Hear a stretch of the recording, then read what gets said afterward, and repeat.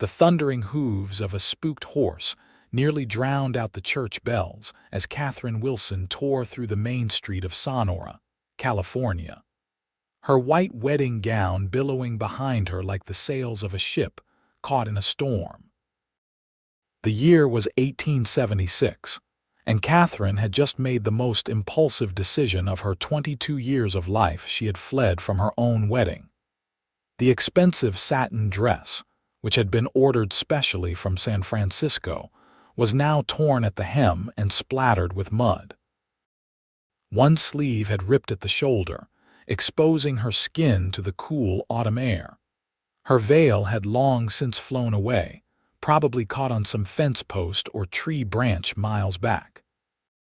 Her auburn hair, which her mother had spent an hour arranging into an elegant updo, now tumbled wildly around her shoulders. Katherine didn't care. She was free from a marriage to Harold Blackburn, the banker's son who was 15 years her senior. Free from the life her parents had so carefully arranged for her, a life of security but not love, of comfort but not passion. A life that had been decided for her the moment her father's mining investments had failed, leaving the family teetering on the edge of financial ruin. She hadn't planned to run. Even as she'd stood at the back of the church, her father's arm linked with hers, she'd been resigned to her fate. But then she'd caught Harold's expression as she walked down the aisle, not one of adoration or even affection, but of smug satisfaction, like a man who had just closed a particularly profitable business deal. In that moment, something inside Katherine had snapped. She had dropped her bouquet, gathered her skirts, and bolted. Now, as she ran blindly through town, her breath coming in sharp gasps, she had no plan, no money, and nowhere to go. Her dramatic escape had carried her this far on pure adrenaline, but reality was quickly catching up. The sound of pursuit wasn't far behind, angry shouts and the rumble of horses' hooves growing louder with each passing second. "Get back here, Katherine. Don't be a fool." Her father's voice carried on the wind. Panic surged through her veins. She veered off the main street, ducking between two buildings and into an alleyway that led toward the outskirts of town.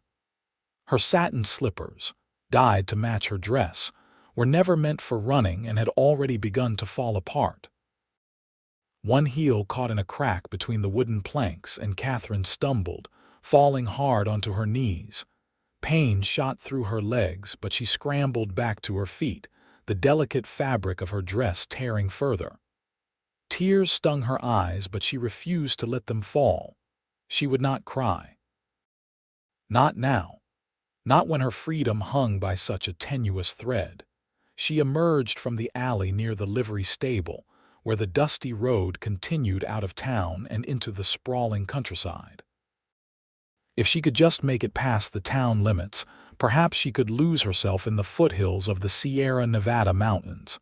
It was a desperate plan, but it was all she had. "Miss, hold up there." Katherine froze at the deep, unfamiliar voice. Slowly, she turned, expecting to see one of Harold's friends or her father's business associates coming to drag her back to the church.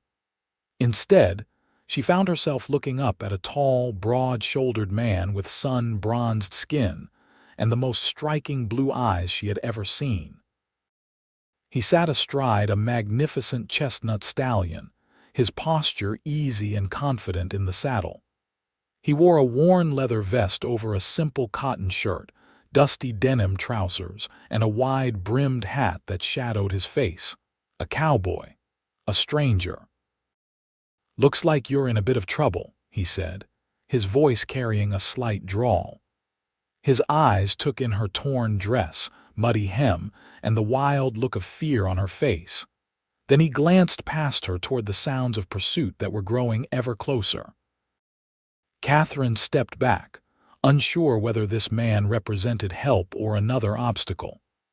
"I need to get away from here," she said, her voice surprisingly steady despite her racing heart.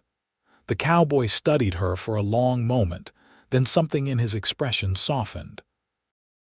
Without a word, he swung down from his horse in one fluid motion. He shrugged off his long canvas duster coat and held it out to her. "Take this," he said. "That dress is drawing too much attention." Katherine hesitated for only a second before accepting the coat. It was warm from his body and smelled of leather, horses, and the open prairie. She quickly pulled it on over her torn gown, grateful for the cover it provided. The shouts were getting louder. Someone called her name. The cowboy's jaw tightened as he glanced toward the commotion. Then he made a quick decision. "Can you ride?" "Yes," Katherine answered without hesitation. Her father had taught her to ride when she was a child, before social expectations had forced her to adopt more ladylike pursuits. In one swift movement, the cowboy lifted her onto his horse. "Head north along the creek," he instructed, adjusting the stirrups. "There's a small cabin about 5 miles up. Wait for me there." "But what about you? This is your horse," Katherine protested, even as her hands instinctively gripped the reins. "I'll be fine. Name's Yates. Yancy Yates." A hint of a smile crossed his face. "Go on now. That's Thunderbolt you're sitting on, and he's the fastest horse in the county. He'll get you to safety." Katherine opened her mouth to thank him, but the sound of men on horseback rounding the corner spurred her into action. She pressed her heels into the stallion's sides, and Thunderbolt responded immediately, leaping forward with powerful strides. As she galloped away from town, Katherine risked one glance back. The cowboy Yancy stood in the middle of the road, facing the approaching search party. He had effectively positioned himself as a barrier between her and her pursuers. The wind rushed past her ears as Thunderbolt carried her away from Sonora, away from a future that had been chosen for her, and toward an uncertain destiny of her own making. The weight of the stranger's coat around her shoulders felt like a shield, and the powerful horse beneath her offered a freedom she'd never dared to imagine. Katherine Wilson, runaway bride, turned her face forward and rode toward the setting sun. Yancy Yates watched until the young woman disappeared around a bend in the road, his duster billowing around her like a protective cloak. He hadn't planned on giving away his horse when he rode into Sonora that afternoon, but there was something in her eyes, a fierce determination mixed with raw terror, that had stirred something long dormant within him. He turned to face the approaching riders. There were 5 of them. A red-faced older man who could only be the girl's father, a well-dressed young man with a sour expression who Yancy pegged as the abandoned groom, and 3 others who looked like the town's more prominent citizens. "You there, cowboy." The older man reined in his horse sharply. "Did you see a young woman run by, white dress, auburn hair?" Yancy hooked his thumbs in his belt loops and affected a casual stance. "Can't say that I have, sir. Just arrived in town myself." The well-dressed man narrowed his eyes. "Then where's your horse, cowboy?" "Stabled him," Yancy lied smoothly. "Been riding hard for 3 days. Figured he deserved a rest." The older man, clearly the father, studied him suspiciously. "My daughter has run off from her wedding. It's caused quite a scandal and she's not thinking clearly." "If you're hiding information, like I said, I haven't seen any runaway brides." Yancy met the man's gaze steadily. "Though I can't say I blame a woman for changing her mind about who she weds. That's a mighty important decision." The groom's face flushed with anger. "How dare you, Harold, please," the father interrupted. "Let's continue searching. She can't have gone far on foot." He turned his horse around. "She'll realize her foolishness soon enough when night falls and she has nowhere to go." The search party continued down the road, casting suspicious glances back at Yancy as they went. Once they were out of sight, he let out a long breath and started walking in the opposite direction from where Katherine had fled. He needed to circle around and make his way to the cabin without being followed. It would be a long walk, but Yancy was used to hardship. At 30 years old, he had spent more than half his life on the move, working cattle drives, breaking horses, and occasionally hunting bounties when money was particularly tight. He had come to California to start fresh, having purchased a small plot of land near the foothills with savings from years of hard work. The cabin he had directed Katherine to was his own, a modest one-room structure he had built with his bare hands over the past few months. It wasn't much, but it was the first place he had ever truly owned. As he walked, Yancy contemplated the strange turn his day had taken. He had ridden into Sonora simply to purchase supplies, nails, coffee, ammunition, and now he had given his prized horse to a fleeing bride. Thunderbolt wasn't just any horse. The chestnut stallion had been his loyal companion for 7 years, through blizzards, desert heat, and everything in between. But something in the woman's desperate flight had resonated with him. Yancy understood what it meant to run from a life you didn't choose. His own past had taught him that lesson all too well. The sun was beginning to set by the time Yancy had hiked to higher ground, cutting across country instead of following the winding creek trail. The October air grew chilly as darkness approached, and he picked up his pace. Without his duster, the cold seeped through his cotton shirt, reminding him that winter wasn't far off. He approached his cabin cautiously, scanning the surrounding area for any signs that the search party had tracked Katherine there. The small structure sat nestled among a grove of pine trees, with the creek bubbling nearby. Smoke rose from the stone chimney she had figured out how to light the fire. Thunderbolt was tethered to a post near the lean-to that served as a basic stable, contentedly munching on some hay. Yancy paused at the edge of the clearing, suddenly uncertain. He had acted on instinct when he helped the woman escape, but now reality was setting in. He had harbored a runaway bride, lied to her family, and potentially made an enemy of some of Sonora's most influential citizens. And for what? He didn't even know her, beyond the desperation in her eyes and the determination in her stance. Before he could contemplate further, the cabin door opened, and Katherine stepped out, still wearing his oversized duster. She carried his rifle, holding it with obvious uncertainty but pointed in his general direction. "Who's there?" she called out, her voice steady despite the situation. "I know how to use this." Yancy stepped out of the shadows with his hands raised slightly. "I sincerely hope you don't, at least not when it's pointed at me." Relief washed over her face. "Mr. Yates." She lowered the rifle immediately. "I'm sorry. I heard something moving out there and I—" She trailed off, looking embarrassed. "You did the right thing," Yancy assured her, approaching slowly. "Though I'd appreciate it if you'd point that rifle somewhere else." Katherine quickly set the weapon aside, leaning it against the cabin wall. In the fading daylight, Yancy could see her more clearly than during their brief encounter in town. Her auburn hair cascaded over her shoulders in loose waves, and her eyes, which he now saw were a deep green, held a mixture of exhaustion and wariness. Despite the mud and tears on her wedding dress visible beneath his coat, she carried herself with dignity. "I didn't think you would come," she admitted. "I thought perhaps you had just given me your horse to be rid of me." Yancy climbed the 2 steps to the cabin's small porch. "That's quite a valuable horse to give away to be rid of someone." He offered her a small smile. "Besides, this is my home. Where else would I go?" Katherine's eyes widened. "Your home? I've imposed on your home." She looked around as if seeing the cabin in a new light. "I'm so sorry." "I didn't realize I can leave if—" "It's all right," Yancy interrupted her.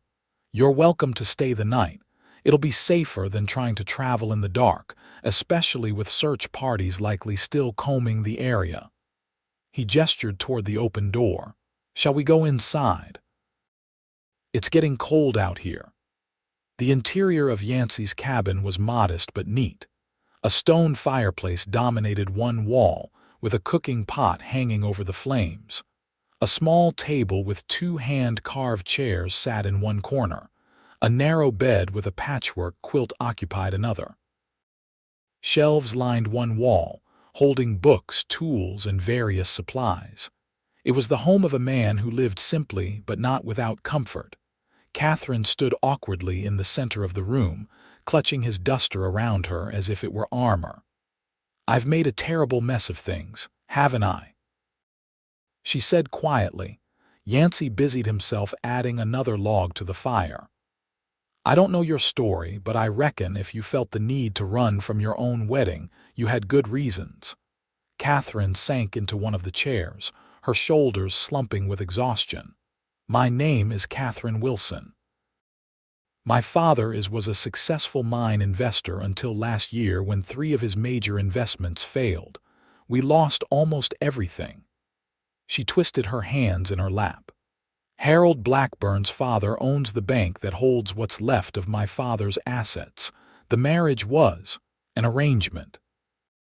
"An arrangement," Yancy repeated, the distaste evident in his tone. "And you weren't consulted?" "I was informed," Katherine corrected. "There's a difference." Yancy nodded, understanding all too well how adults could make life-altering decisions for others without considering their feelings. "And so you ran." "I didn't plan to," she said, the words tumbling out faster now. "I was going to go through with it, I really was, for my family's sake. But then I saw Harold's face at the altar. He looked triumphant, like he'd won something. Not like a man who was about to pledge his life to someone he loved." She shook her head. "In that moment, I knew I couldn't do it. I couldn't bind myself to a man who saw me as nothing more than a possession to be acquired." Yancy pulled out the other chair and sat down across from her. "That took courage." Katherine gave a small, bitter laugh. "Or foolishness. I have no money, no possessions beyond this ruined dress. My family will be disgraced. Harold's father will likely foreclose on my father's remaining properties out of spite." She looked up at him, her green eyes swimming with unshed tears. "I've probably destroyed my family to save myself." "Sometimes saving yourself is the only choice you have," Yancy said quietly. He stood and moved to a trunk in the corner, pulling out a clean shirt and a pair of trousers that had grown too small for him. "These might be big on you, but they're better than staying in that dress. You can change behind that screen." He nodded toward a folding wooden screen in the corner that hid a washstand. Katherine accepted the clothes with a grateful nod and disappeared behind the screen. Yancy busied himself preparing a simple meal of beans, dried beef, and cornbread he had baked the day before. He heard the rustle of fabric and the occasional soft curse as Katherine struggled with her wedding dress. "You need help?" he called after a particularly frustrated sound. There was a pause. "The buttons down the back. I can't reach them all." Yancy approached the screen. "May I, please?" He stepped around the screen to find Katherine standing with her back to him, still in her wedding dress, though she had managed to undo many of the buttons. The dress gaped open, revealing the white corset beneath. Yancy focused on the remaining buttons, trying to ignore the curve of her neck and the soft wisps of auburn hair that had escaped her disheveled updo. His calloused fingers were surprisingly nimble as he undid the remaining buttons. "There," he said, stepping back quickly. "I'll let you finish." Back in the main room, Yancy set 2 tin plates on the table and filled 2 cups with water from a pitcher. He tried not to think about the fact that he had a beautiful woman changing clothes in his cabin, or the way his heart had quickened when she had looked at him with those expressive green eyes. Katherine emerged a few minutes later wearing his clothes. The trousers were rolled up several times at the ankles, and she had tied a piece of rope around the waist to keep them up. The shirt hung loosely on her frame, but she had tucked it in as best she could. She had washed her face, and her hair was pulled back in a simple braid. "I feel human again," she said with a small smile. "Thank you." Yancy gestured to the table.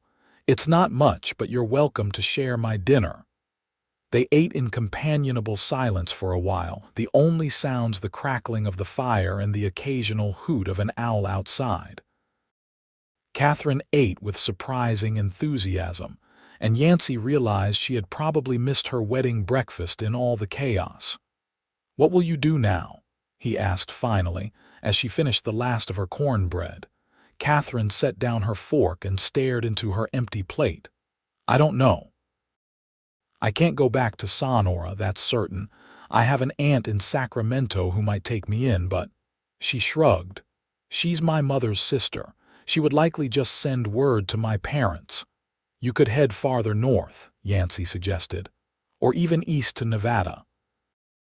Plenty of towns where no one would know you." "And do what?" Katherine asked, a hint of bitterness in her voice. "I was raised to be a suitable wife for a man of means. I can play the piano, embroider handkerchiefs, and recite poetry in French." "None of that is particularly useful for earning a living." Yancy considered this. "You could teach. Schools are always looking for educated women to teach the younger children." Katherine's expression brightened slightly. "I hadn't thought of that. I do enjoy children." Then her face fell again. "But I have no references, no certificates. Who would hire me?" "Frontier towns aren't always particular about such things," Yancy said.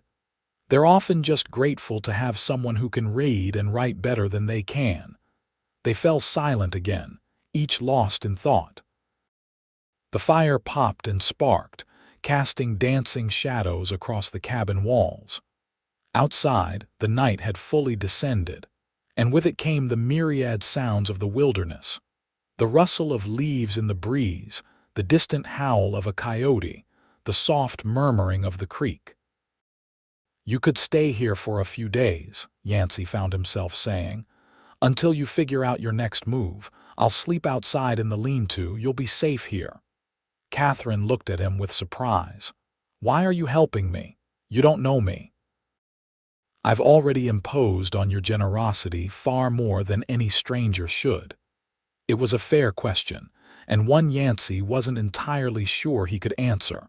Why had he given his horse to this woman? Why had he lied to protect her? Why was he now offering his home as sanctuary?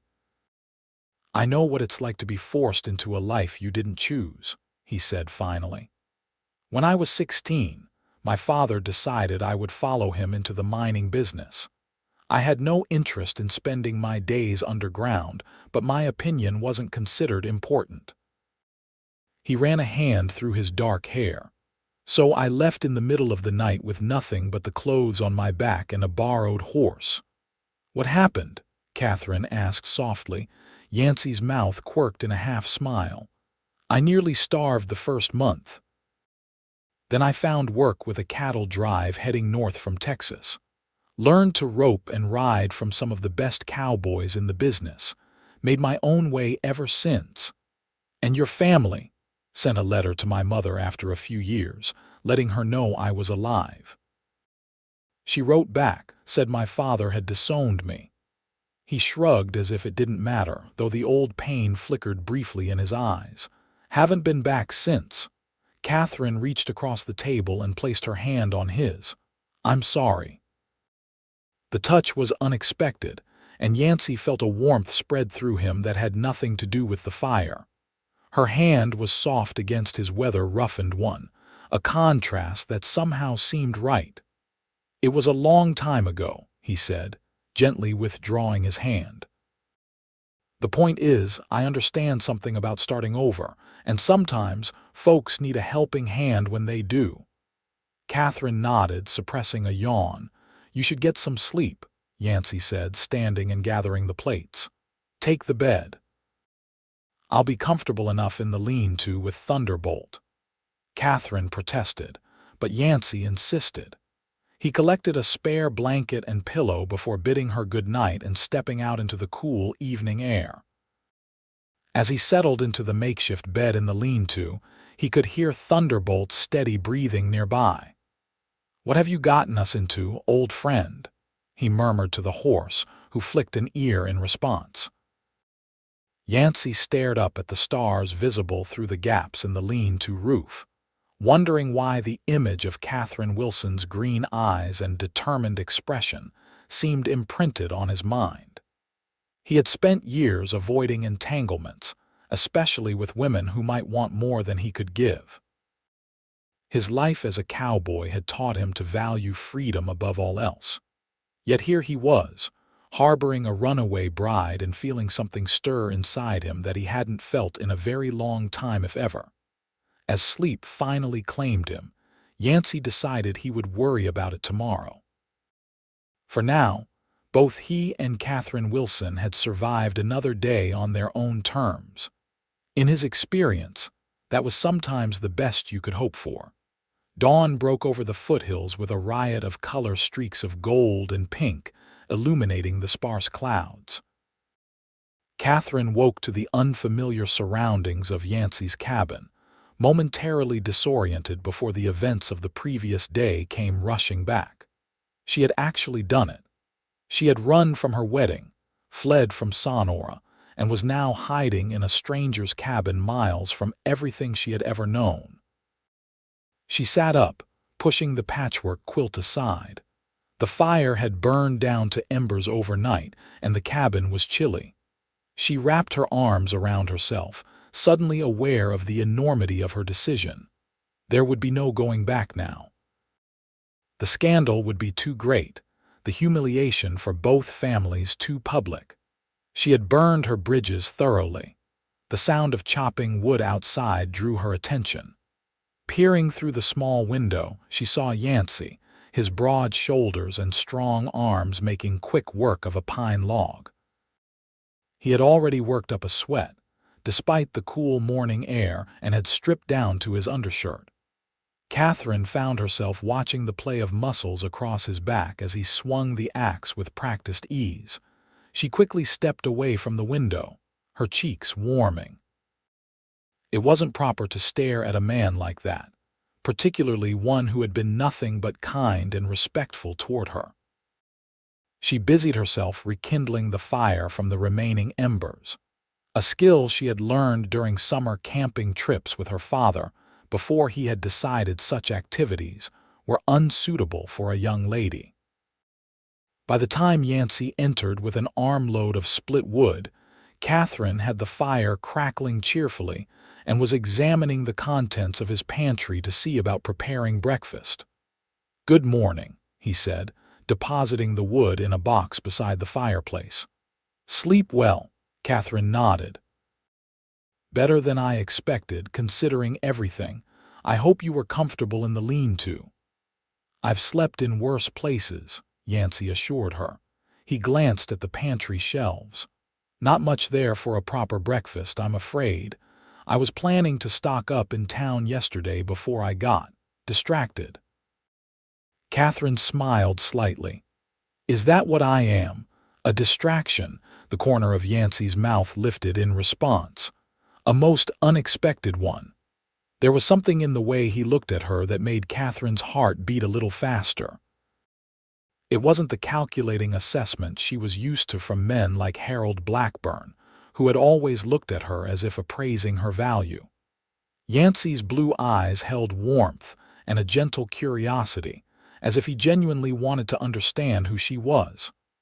"I found some eggs," she said, breaking the moment. "And there's coffee. I could make breakfast while you finish your chores." Yancy looked surprised. "You know how to cook?" "I'm not completely helpless," Katherine said with a touch of defensiveness. "My mother believed a lady should know how to direct household staff properly, which meant understanding the basics of cooking and cleaning, even if one would never do such tasks oneself." "Well then, I accept your offer," Yancy said with a small bow. "It's been a while since anyone cooked for me." While Yancy went to tend to Thunderbolt and check his small garden plot, Katherine busied herself with breakfast preparations. The simplicity of the task was oddly comforting, measuring coffee into the pot, heating the cast iron skillet, cracking eggs into the hot surface. It was a far cry from the elaborate breakfast that would have followed her wedding, but somehow more satisfying. They ate at the small table, sunlight streaming through the windows and turning the rough-hewn wood golden. Katherine found herself studying Yancy's face in the morning light. He wasn't classically handsome like some of the suitors who had courted her before her family's financial troubles. His nose had been broken at some point, his skin was weathered from years in the sun, and a thin scar ran along his jawline. But there was a strength and steadiness to his features that she found appealing. "What will you do today?" Yancy asked, breaking into her thoughts. Katherine set down her coffee cup. "I should move on, I suppose. I've imposed on your hospitality enough already." "There's no rush," Yancy said. "The search parties will still be looking for you. It might be wiser to lie low for another day or two. Won't that cause problems for you? If they find me here, you could be accused of kidnapping or worse." Yancy shrugged. "I doubt they'll look this far out. Besides, I can always say you arrived on your own and I was just offering Christian charity to a woman in distress." Katherine smiled ruefully. "A woman in men's clothing, hiding in a bachelor's cabin. I'm not sure that explanation would satisfy anyone, especially not Harold Blackburn." "Perhaps not," Yancy conceded. "But I'm not overly concerned with Harold Blackburn's satisfaction." There was a hint of steel beneath his casual tone that reminded Katherine that this man, for all his kindness to her, was no pushover. He had survived years on his own in a harsh and unforgiving land, and there was a quiet confidence about him that spoke of someone who could handle himself in difficult situations. "If you're sure it's no imposition, I would appreciate another day to gather my thoughts and plan my next steps," Katherine said. "It's settled then," Yancy said, rising from the table. "I need to repair some fencing on the north side of the property today. Will you be all right here alone?" Katherine nodded. "I'll be fine. Perhaps I could wash these clothes," she gestured to her borrowed attire, "and maybe salvage what I can of my dress. The fabric is good quality even if the dress itself is ruined." "There's a washing tub behind the cabin, and the creek is just down the path if you need water," Yancy said. "There should be soap in the trunk. Help yourself to anything you need." After Yancy left with his tools, Katherine set about making the cabin more presentable. It was already neat for a bachelor's home, but there was dust on the shelves and the floor needed sweeping. She found a broom in the corner and set to work, finding an unexpected pleasure in the simple task. It occurred to her, as she folded Yancy's spare clothes and placed them in the trunk, that in 22 years of life, she had never been truly alone before. There had always been family, servants, friends, or chaperones nearby. Even when she read or painted supposedly solitary activities, someone was always within calling distance. This solitude, this quiet, was new and strangely liberating. No one was watching her, judging her posture or her manners. No one was waiting for her to make a mistake. She could simply be. By midday, Katherine had cleaned the cabin, washed her borrowed clothes, which now hung drying on a line she had strung between two trees, and examined her wedding dress. The beautiful satin gown was beyond repair for its original purpose. The hem was torn and muddy. One sleeve was ripped at the shoulder, and there was a long tear down the back where she had caught it on something during her escape. But the fabric was still good, and with some work, she might be able to make something practical from it. She was sitting on the cabin's small porch, carefully unpicking the seams of the dress, when she heard hoofbeats approaching. Fear shot through her, and she quickly gathered the dress and retreated inside, closing the door behind her. She peered cautiously through the window, expecting to see her father or Harold or the sheriff. Instead, she saw a woman riding a dappled mare. The woman was perhaps in her 50s, with silver-streaked dark hair tied back in a practical bun. She wore a simple riding skirt and jacket, and there was a basket secured to her saddle. The woman reined in her horse near the cabin and called out, "Hello, the house. Yancy Yates, are you home?" Katherine hesitated, unsure what to do. The woman didn't appear threatening, but Katherine was acutely aware of how suspicious her presence in Yancy's cabin would appear. Before she could decide, the woman dismounted and approached the porch. "I know someone's in there. I saw the washing on the line. If Yancy's not home, perhaps you could tell me where to find him." Taking a deep breath, Katherine opened the door partially. "Mr. Yates is repairing fences on the north side of the property," she said, keeping her tone polite but reserved. "May I ask who's calling?" The woman's eyebrows rose at the sight of Katherine, taking in her borrowed clothes and the careful way she was hiding behind the partially open door. "I'm Martha Johnson. My husband and I own the neighboring ranch." Her eyes were sharp but not unkind. "And you would be?" "Katherine," she replied, deliberately omitting her last name. "I'm a friend of Mr. Yates." "A friend," Martha repeated, a hint of skepticism in her voice. "Well, Katherine, I've brought some fresh bread and preserves for Yancy. He helped my husband round up some strays last week, and I like to pay my debts." She held up the basket. Katherine opened the door wider and accepted the basket. "That's very kind of you. I'm sure Mr. Yates will appreciate it." Martha made no move to leave. Instead, she studied Katherine with increasing curiosity. "Forgive me for being forward, but you're not from around here, are you?" "No, madam, passing through," something like that. Martha nodded slowly, her eyes moving past Katherine to the interior of the cabin, where the partially dismantled wedding dress was visible on the table. Her expression changed, sudden understanding dawning. "You're the bride, aren't you? The one who ran from her wedding yesterday in Sonora." Katherine felt the blood drain from her face. Martha held up a hand. "No need to explain to me, dear. Word travels fast in these parts, especially news that juicy. Half the county's talking about the Wilson girl who left Harold Blackburn standing at the altar."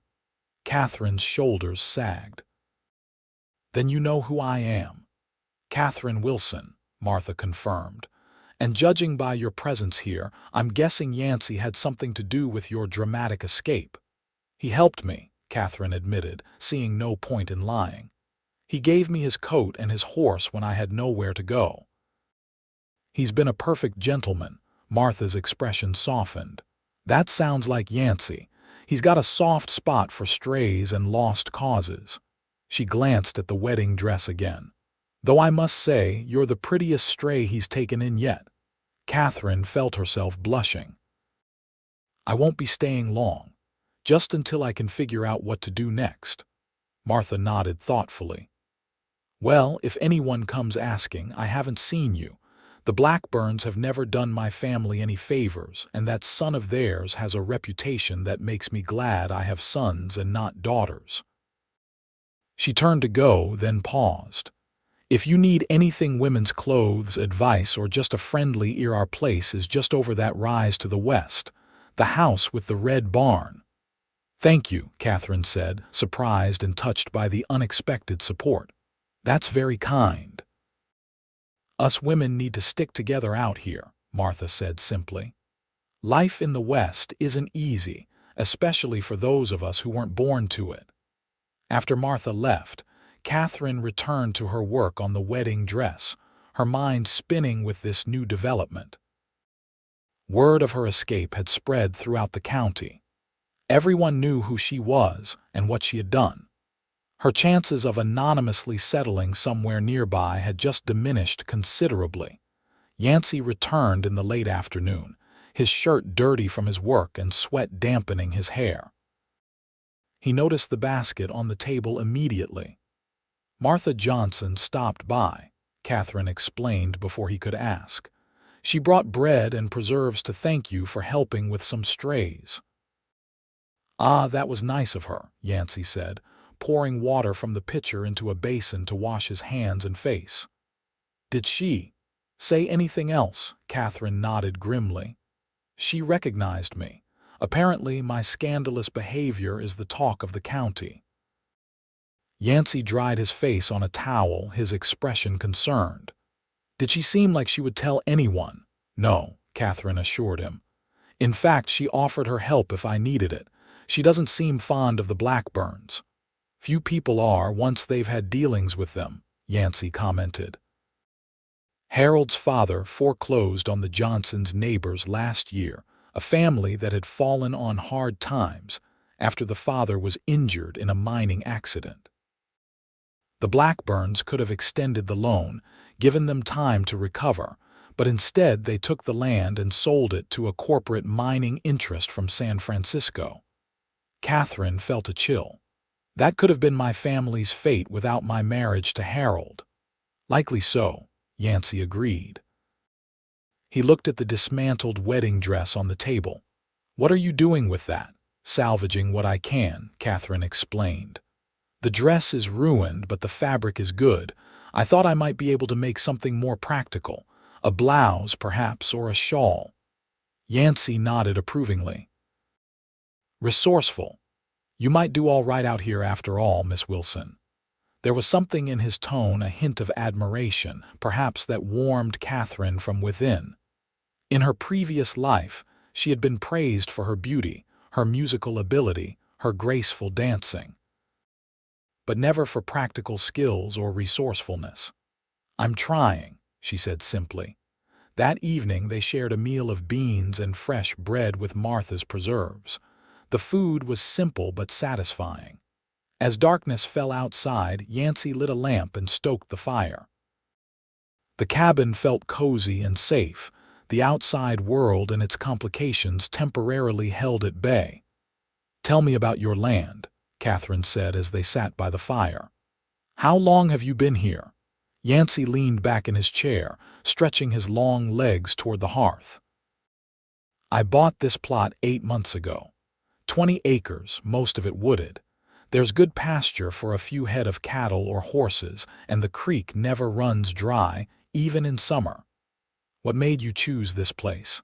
After years of moving around, what made you want to settle? Yancy was quiet for a long moment, and Katherine feared she had asked something too personal. But then he spoke, his voice soft with memory. I was working a cattle drive-up in Montana about a year ago. Got caught in an early blizzard high in the mountains. Lost 3 men and nearly 100 head of cattle. He stared into the flames. I nearly didn't make it myself. Found shelter in an abandoned mine shaft, huddled there for 2 days until the storm passed. He paused, taking a sip from his coffee cup. When I finally made it back to the nearest town, I realized something. I was 30 years old and had nothing to show for my life but scars and stories. No home, no family, nothing permanent. His blue eyes met hers across the fire. I decided it was time to put down roots. Came to California because I'd always liked the climate, found this place and knew it was right. And now you're building a life here, Katherine said. It's admirable. Yancy shrugged, looking slightly uncomfortable with the praise. It's just living, same as anyone else. Not the same, Katherine disagreed. You chose your path. You made your own way. That takes courage and determination. So does running from your own wedding, Yancy pointed out with a small smile. Especially in those impractical shoes you were wearing. Katherine laughed, surprised by the sound. When was the last time she had genuinely laughed? She couldn't remember. Those slippers were dyed to match the dress, she said. Completely useless for anything but walking serenely down an aisle. And yet you ran like a deer through the streets of Sonora in them. Impressive. Fear is a powerful motivator, Katherine admitted, her smile fading. When I realized what my life would be with Harold, a possession, a trophy, a means to an end I couldn't breathe, I just knew I had to get away.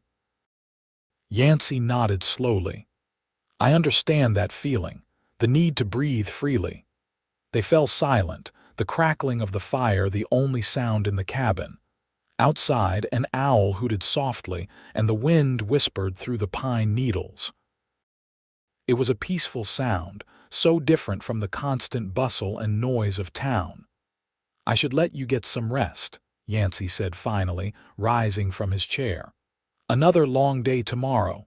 You don't have to sleep in the lean-to again, Katherine said impulsively. It's your home. I can make a pallet on the floor. Yancy shook his head firmly. My mother raised me better than that. A gentleman doesn't let a lady sleep on the floor while he takes the bed. Your mother would also probably say a gentleman doesn't invite an unchaperoned woman to stay in his cabin, Katherine pointed out with a raised eyebrow.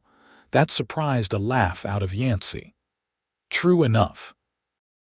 But since I've already failed that test of gentlemanly behavior, I might as well maintain my standards in other areas. He collected his blanket and pillow, bid her good night, and headed for the door. Katherine watched him go, feeling a complex mixture of emotions she couldn't quite name. Gratitude, certainly. Respect for his integrity. But there was something else too, a flutter in her chest when he smiled, a warmth when their eyes met that had nothing to do with the fire. It was dangerous, she knew. She was vulnerable, emotionally raw from her dramatic escape and the upending of her entire life. Yancy was kind and handsome and had come to her rescue like a knight in a fairy tale. It would be all too easy to transfer her gratitude into something more, to mistake safety for attraction. But as she lay in Yancy's bed that night, breathing in the faint scent of him that lingered on the pillow, Katherine had to admit to herself that what she was feeling wasn't just gratitude. There was a genuine spark there, a connection she had never felt with Harold or any of her previous suitors. The realization was both thrilling and terrifying. She had just escaped one entanglement. The last thing she should be doing was contemplating another. Besides, what could she possibly offer a man like Yancy Yates? She was practically penniless, scandalous by reputation, and utterly unprepared for life in the rugged West. Katherine turned her face into the pillow, willing herself to sleep and to stop these dangerous thoughts. Tomorrow she would focus on practical matters, figuring out her next steps, planning how to support herself, deciding where to go. There was no room in her new life for romantic fantasies, especially about a cowboy who had simply shown kindness to a woman in distress. That's all it was, she told herself firmly as sleep finally began to claim her. Simple kindness, nothing more.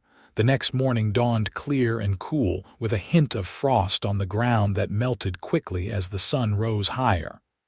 Katherine woke early, determined to be useful. By the time Yancy came in from tending to Thunderbolt, she had the fire burning brightly and breakfast nearly ready. "You're up early," he commented, washing his hands in the basin. "I thought I should earn my keep," Katherine replied, setting a plate of fried potatoes and eggs on the table. "It's the least I can do." Yancy sat down, eyeing the food appreciatively. "You don't need to earn your keep. You're not a hired hand." "No, but I'm not a helpless damsel either," Katherine said firmly, sitting across from him. "I may have been raised to be decorative rather than useful, but I can learn." Yancy studied her for a moment, then nodded. "Fair enough. What do you want to learn?" The question caught Katherine off guard. She had expected him to dismiss her offer or to assign her simple household tasks. Instead, he was asking for her input, treating her as if her preferences mattered. "Everything," she said after a moment's thought. "How to really cook, not just the basics. How to care for animals. How to garden. How to—" She gestured vaguely. how to live out here. Yancy's eyebrows rose slightly. Planning to stay in these parts, are you? Katherine flushed. No, I mean I don't know where I'll end up, but wherever it is, I want to be able to take care of myself. I never want to be dependent on someone else's goodwill again. Something in Yancy's expression softened. I understand. He took a bite of the potatoes. These are good. You already know more than you think. Beginner's luck, Katherine said, but she couldn't help feeling pleased by the compliment. After breakfast, Yancy surprised her by saying, "Get your boots on. I'm going to check the trap lines and you're coming with me." Trap lines? I set snares for rabbits, he explained. Help supplement the food supplies. It's a useful skill to know if you're ever in a pinch. Katherine hesitated. I don't know if I can. Kill an animal, Yancy finished for her. You don't have to, just watch this time. But out here, being squeamish about where food comes from is a luxury most can't afford. Katherine nodded, seeing the wisdom in his words. She put on her borrowed boots, which were far too big and had to be stuffed with rags to keep them from falling off, and followed Yancy outside. The morning air was crisp and fragrant with pine. The sun filtered through the trees in dappled patterns, and birds called to one another overhead. It was beautiful in a wild, untamed way that the carefully manicured gardens of Sonora could never match. Yancy moved through the forest with quiet confidence, pointing out plants and animal signs to Katherine as they walked. He showed her how to identify deer tracks, how to tell which berries were safe to eat, how to gauge the weather by the behavior of birds and insects. You know so much, Katherine said, impressed. Where did you learn all this? Here and there, Yancy replied. Worked with an old trapper in Wyoming for a while. Spent some time with a Shoshone hunting party in Idaho when I was injured and they took me in. Picked things up from other cowboys, ranchers, even a professor of natural history I met on a cattle drive once. They came to a small clearing where Yancy had set a snare. A rabbit had been caught overnight. Katherine steeled herself, expecting gore, but the animal had died quickly and cleanly. Good eating tonight, Yancy said matter-of-factly as he reset the trap. You'll get used to it. Everyone does, when hunger is the alternative. They checked 3 more traps, finding 1 empty and 2 more with rabbits. Yancy showed Katherine how to properly carry the game and how to set and reset the snares. His teaching style was patient and straightforward, never condescending or impatient when she didn't understand something immediately. On the way back to the cabin, they stopped by a small spring where watercress grew in abundance. Yancy showed Katherine how to harvest it without disturbing the roots so it would continue to grow. Fresh greens are hard to come by in winter, he explained. It's good to know where to find them. By the time they returned to the cabin, Katherine's borrowed boots had rubbed blisters on her heels, but she didn't complain. The morning had been educational in ways that her finishing school in San Francisco never had been, and she felt a sense of accomplishment that was entirely new. You're a quick learner, Yancy commented as he showed her how to clean the rabbits. This was the part Katherine had been dreading, but she forced herself to watch carefully, knowing it was an essential skill. I've always been good at learning, she said, trying not to wince as he demonstrated how to remove the skin. I just never had the opportunity to learn practical things before. Yancy glanced at her. What did you learn in that fancy school your kind goes to? Music, art, literature, French, deportment, dancing, Katherine recited. How to pour tea correctly, how to make polite conversation about absolutely nothing, how to walk with a book on my head. Yancy's mouth quirked. Useful skills for impressing potential husbands, I suppose. That was the entire point, Katherine agreed. We weren't being educated to be independent or to think for ourselves. We were being trained to be suitable wives for successful men. And yet here you are, learning to skin rabbits instead. Katherine smiled wryly. Life takes unexpected turns. That afternoon, after the rabbits had been prepared and set to stew slowly over the fire, Yancy showed Katherine how to use a knife to whittle, a skill she had never imagined she would learn.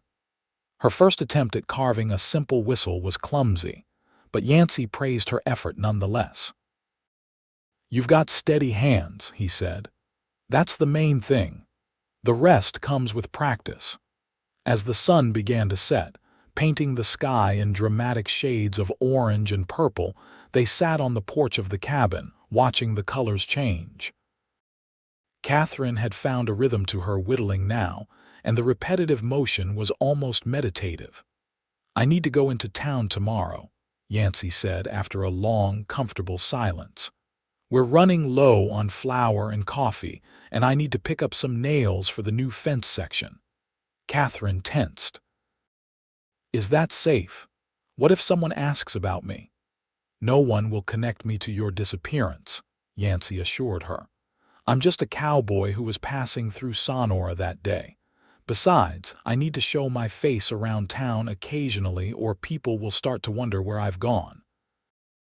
"You could be recognized as the man who was there when I disappeared," Katherine pointed out. "The man whose horse is now mysteriously missing." "I'll say I sold my horse to a traveler heading north," Yancy said with a shrug. "It's believable enough." "And I'll ride the old mare I bought from the Johnsons last month. No one in Sonora has seen her." Katherine nodded, though she still felt uneasy. "Be careful." "Always am," Yancy replied with a small smile. "Will you be all right here alone for the day?" "I'll be fine," Katherine assured him. "I've got plenty to keep me busy." That evening they enjoyed the rabbit stew, which was rich and flavorful with the addition of the watercress and some wild onions Yancy had found. As they ate, Katherine found herself watching Yancy's hands, strong, capable hands that could break a horse, build a fence, or gently demonstrate how to carve a whistle. They were so different from Harold Blackburn's soft, manicured hands that had never known a day's hard labor. "What are you thinking about so intently over there?" Yancy asked, breaking into her thoughts. Katherine blinked, embarrassed at being caught staring. "I was just thinking about how different this is from the life I would have had if I'd gone through with the wedding. Better or worse?" "Different," Katherine said thoughtfully. "Harder in many ways, but also freer, more honest." She looked around the simple cabin. "There's something to be said for a life built with your own hands." Yancy nodded slowly. "It's not an easy life, but it's a real one." He hesitated, then added, "Though I'm not sure it's a life many women would choose voluntarily." "Perhaps more would if they were given the choice," Katherine suggested. "Women are stronger than men often give them credit for." "I don't doubt your strength, Miss Wilson," Yancy said with a hint of a smile. "Anyone who can run through town in a wedding dress and those ridiculous slippers has plenty of courage." Katherine laughed, and Yancy joined her, the sound filling the small cabin with unexpected warmth. It struck Katherine that in just 2 days, she had laughed more with this man than she had in months with Harold. There was an ease between them, a natural rapport that had developed surprisingly quickly. After dinner, as had become their routine, Yancy prepared to head out to the lean-to for the night. Tonight, however, Katherine felt a strange reluctance to see him go. "Thank you," she said suddenly as he reached for the door. Yancy turned. "For what?" "For everything. For helping me escape. For teaching me things no one else ever bothered to teach me. For treating me like a person with a mind of my own, not just a decoration or a business transaction." Yancy looked slightly uncomfortable with her gratitude. "You'd have managed without me."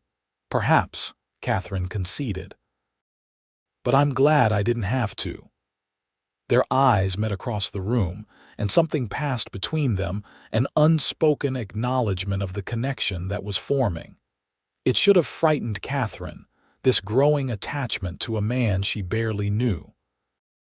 Instead, it filled her with a quiet certainty that felt entirely different from the anxious resignation she had felt about her engagement to Harold. Yancy cleared his throat and broke the moment. "Get some rest.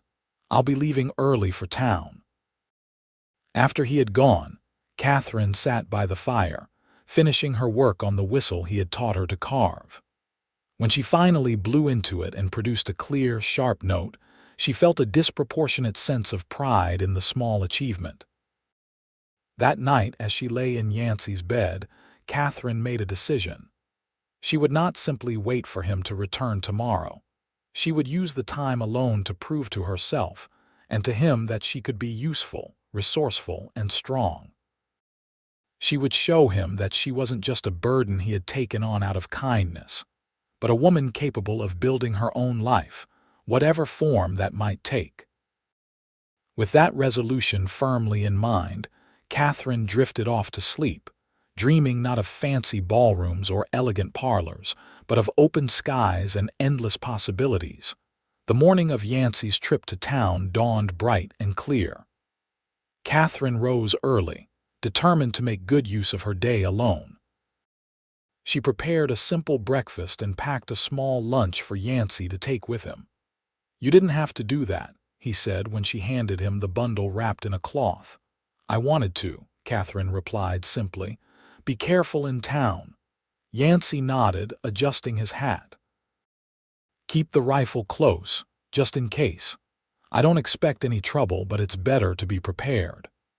After he had ridden off on Martha Johnson's old mare, Katherine surveyed the cabin, mentally listing the tasks she could accomplish.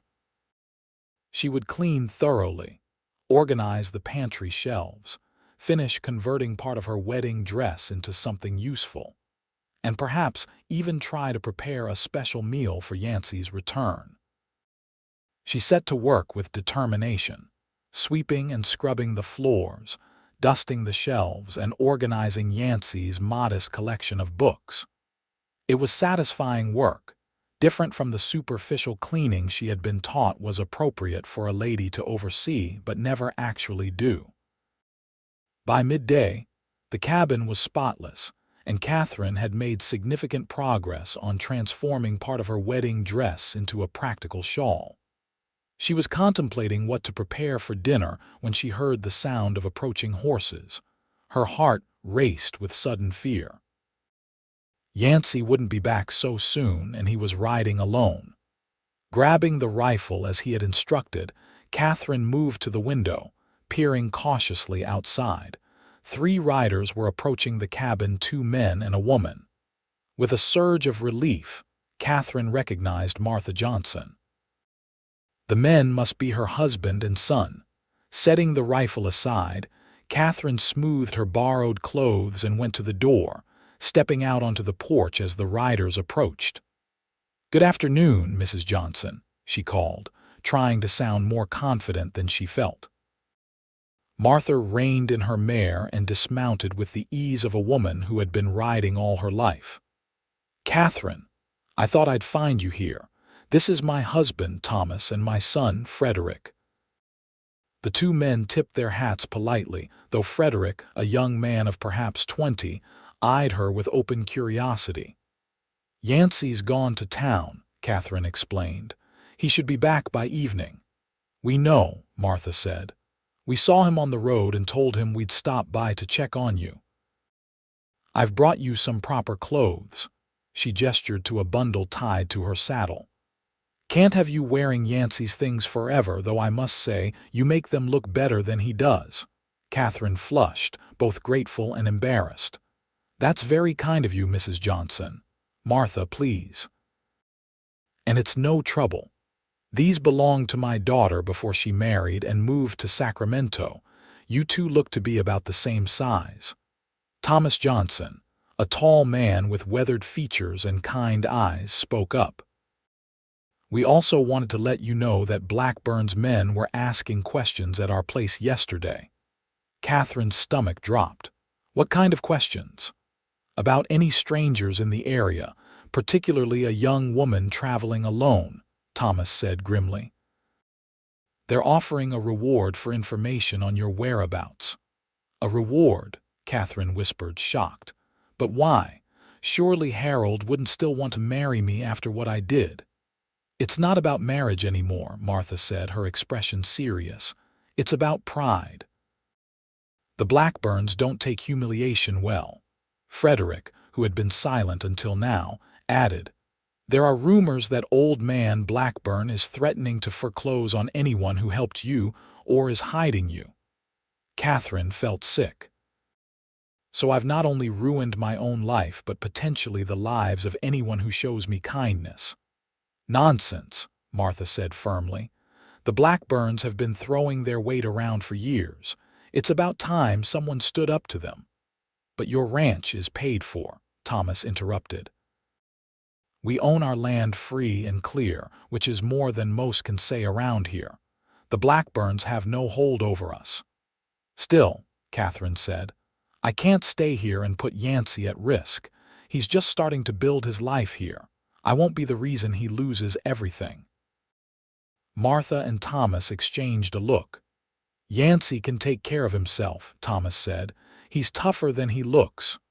That may be, but it's not right for me to bring trouble to his door, Katherine insisted. I should move on. Martha sighed. At least wait until Yancy returns. Talk to him about it. And in the meantime, try on these clothes. You'll feel better in something that fits properly. After the Johnsons left, promising to keep an eye out for any suspicious visitors in the area, Katherine carried the bundle of clothes inside. Martha had been incredibly generous, providing 2 simple dresses, a riding skirt, several blouses, undergarments, and even a pair of boots that looked to be about her size. Katherine tried on one of the dresses, a practical garment of blue cotton with a fitted bodice and full skirt. It was plain compared to the elaborate gowns she was used to wearing, but it fit well and allowed for ease of movement. Looking at her reflection in the small mirror Yancy kept for shaving, Katherine hardly recognized herself. The woman who looked back at her wasn't the pampered daughter of a once wealthy mine investor, but someone stronger, more capable, someone who might actually belong in this rugged country. Despite the comfort of having proper clothes again, Katherine couldn't shake her worry about bringing danger to Yancy's doorstep. The Blackburns were powerful and vindictive. If they discovered that Yancy had helped her escape, they could make life very difficult for him. As she continued working on converting her wedding dress into a shawl, Katherine's mind raced with possibilities. She could leave before Yancy returned, sparing him the need to choose between his own safety and helping her further. She could make her way to the nearest stagecoach stop and head east, perhaps to Nevada or even farther.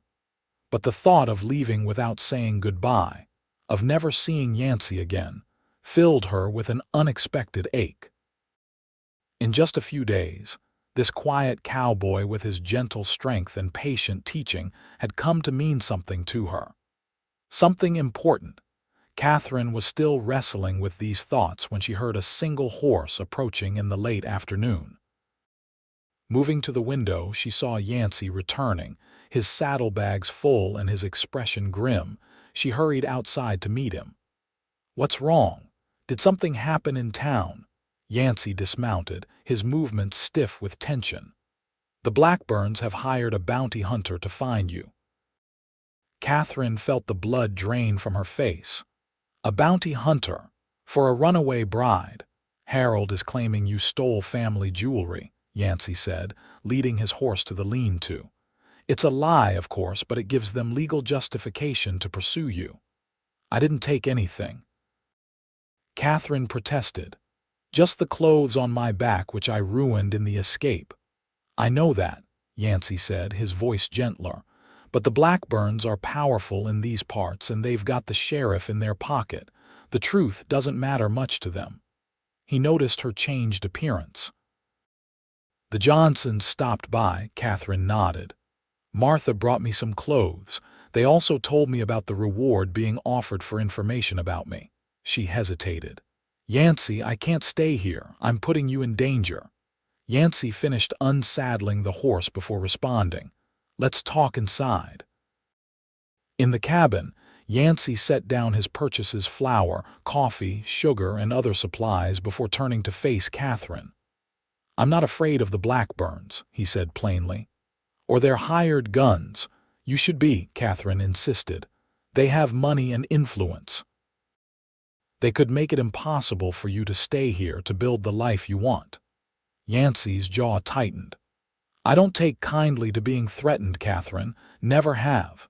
This isn't about your pride, Katherine said, frustration creeping into her voice. It's about your future. Everything you've worked for.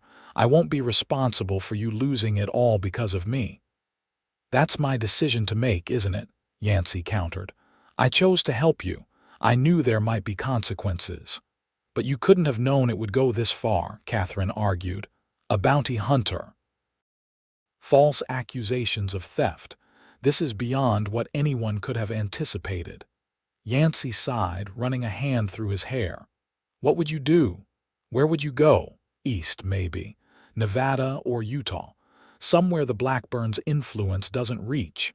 Katherine wrapped her arms around herself. I could find work as a teacher or a companion to an elderly person. I'd manage. Alone. In territory you don't know, with people who might be no better than the Blackburns. I don't have much choice, Katherine said softly. I won't endanger the few people who have shown me kindness. Yancy was quiet for a long moment, looking at her with an expression she couldn't quite read. Then he said something that took her completely by surprise. Come with me. Katherine blinked. What? Come with me, he repeated. I have a friend in Northern California near the Oregon border. He owns a large cattle ranch and has been asking me to come work for him for years. We could go there, both of us. The Blackburns would never find you. You would leave. Katherine stared at him in disbelief. Leave your land, your home, everything you've built here, Yancy shrugged. Land can be bought elsewhere. A home can be rebuilt. His blue eyes held hers steadily. Some things are worth starting over for. The implication of his words hung in the air between them. Katherine felt her heart beating faster. You hardly know me. I know enough, Yancy said simply.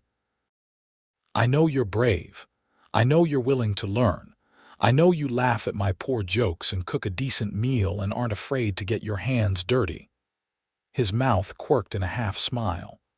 And I know I haven't enjoyed anyone's company this much in a very long time. Katherine felt a warmth spreading through her that had nothing to do with the fire crackling in the hearth. Yancy. A sudden pounding on the door interrupted her. Yates. Open up in the name of the law. Yancy's expression hardened. He moved swiftly to the rifle, checking that it was loaded. Get behind me, he said in a low voice. Katherine obeyed, fear coursing through her. Who is it? Sheriff Davis from Sonora, most likely, Yancy murmured. With Blackburn's money behind him. He raised his voice. What's your business, Sheriff? I have a warrant to search these premises for Katherine Wilson, wanted for theft of valuable property from the Blackburn family, came the reply. Open up, or we'll break down the door. Yancy glanced at Katherine. Is there anything of yours visible? Anything that would prove you've been here? Katherine looked around frantically. Her wedding dress. It was still on the table, partially transformed into a shawl. She grabbed it and looked for somewhere to hide it. Under the bed, Yancy whispered, nodding toward the piece of furniture. Katherine quickly stuffed the white satin under the bed while Yancy moved to the door. I'm opening up, Sheriff. No need for property damage. He unbolted the door and swung it open, keeping the rifle casually at his side. Sheriff Davis stood on the porch, flanked by 2 deputies. Behind them, sitting astride an expensive-looking black horse, was Harold Blackburn himself, his thin face set in lines of smug anticipation. Mr. Yates, the sheriff said, his hand resting on the pistol at his hip. We have reason to believe you're harboring Katherine Wilson, a fugitive from justice." "Is that so?" Yancy's voice was calm. "And what makes you think that?" "You were seen in town the day she disappeared," one of the deputies offered. "And your horse matches the description of the one she was seen riding away on." "I sold my chestnut stallion to a traveler heading north that day," Yancy said, repeating the story he had prepared. "Got a good price for him, too. As for being in town, so were half the county's residents." "There was a wedding, I hear." Harold Blackburn urged his horse forward. "We know she's here, Cowboy. The Johnson boy was seen bringing women's clothing to this cabin earlier today." Yancy's expression didn't change. "Martha Johnson brought some clothes for me to pass along to the widow Carson, whose house burned down last week. I'll be taking them to her tomorrow." Katherine, listening from inside, marveled at Yancy's composure and quick thinking. "We'll need to search the premises," the sheriff insisted. "You have a warrant?" Yancy asked. The sheriff produced a piece of paper. Yancy took it, made a show of examining it, then stepped aside. "Look all you want, Sheriff, but I don't appreciate being accused of harboring criminals. I'm a law-abiding citizen." Katherine's heart pounded as she pressed herself against the wall beside the fireplace, trying to make herself as small as possible. The sheriff and one deputy entered the cabin while the other remained outside with Harold. "Check under the bed, Jenkins," the sheriff ordered, glancing around the small space. Katherine held her breath as the deputy dropped to his knees and peered under the bed. Would he find the wedding dress? "Nothing but dust bunnies, Sheriff," Jenkins reported, standing back up. The sheriff opened the trunk, rifled through Yancy's clothes, and checked the pantry shelves. "No sign of a woman staying here," he admitted reluctantly. "But that doesn't mean she wasn't here and moved on." "I haven't seen Katherine Wilson," Yancy said firmly. "Wouldn't know her if I saw her." "Now, if you're done trampling through my home and insulting my integrity, I'd appreciate it if you'd leave. I've got dinner to prepare." The sheriff hesitated, then nodded. "For now, Yates, but we'll be keeping an eye on this place." Blackburn's offering a substantial reward for information leading to his fiancée's return. "Ex-fiancée," Yancy corrected. "From what I hear, she made her feelings pretty clear by running out on the wedding." Harold Blackburn's face darkened with anger. "You do well to watch your tone, Cowboy.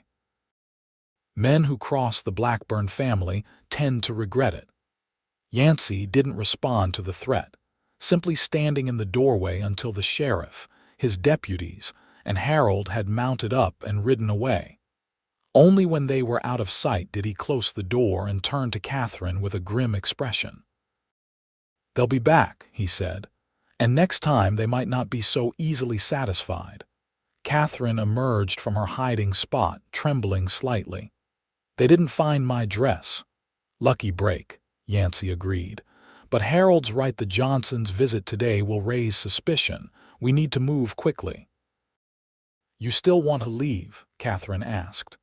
"Even after they've connected you to me, especially after that," Yancy said. "It's only a matter of time before someone talks or they find real evidence. We should leave tonight." "Tonight," Katherine repeated, surprised by the urgency. "But what about your things, your land?" "I'll take what I can carry," Yancy said, already moving around the cabin, gathering essentials. "The land? Well, I'll have to write to a lawyer in Sacramento about selling it. For now, it'll have to wait." Katherine watched him work, feeling a mixture of guilt and amazement. This man, who had barely known her for 3 days, was willing to upend his entire life to help her escape from the Blackburns' vengeance. "Yancy," she said softly, "you don't have to do this. This is your home." He paused in his packing and looked at her, his blue eyes serious. "Home isn't just a place, Katherine. It's a feeling, a sense of rightness." He hesitated, then added, "I've felt more at home these past few days with you here than in all the months I've owned this land." Katherine's breath caught. There it was an acknowledgement of the connection between them, a connection that had grown with surprising speed and intensity. "I feel it too," she admitted. "This sense of belonging. It's nothing like what I felt with Harold or any of the men my parents wanted me to marry." Yancy crossed the room to stand before her. Slowly, giving her time to pull away if she wanted, he raised a hand to her cheek. "Then let's go together. Start fresh somewhere the blackburns can't reach us." Katherine leaned into his touch, her eyes closing briefly at the warmth of his hand against her skin. "Yes," she whispered. "Let's go together." The decision made, they worked with focused efficiency, packing only what was essential. Food, clothing, Yancy's tools, the money he had saved, and a few personal items.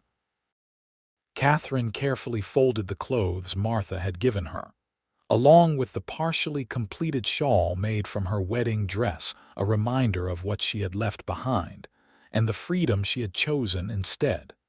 Night had fallen by the time they were ready to leave. Yancy had saddled both Thunderbolt, who had returned with Katherine, and the old mare he had ridden to town.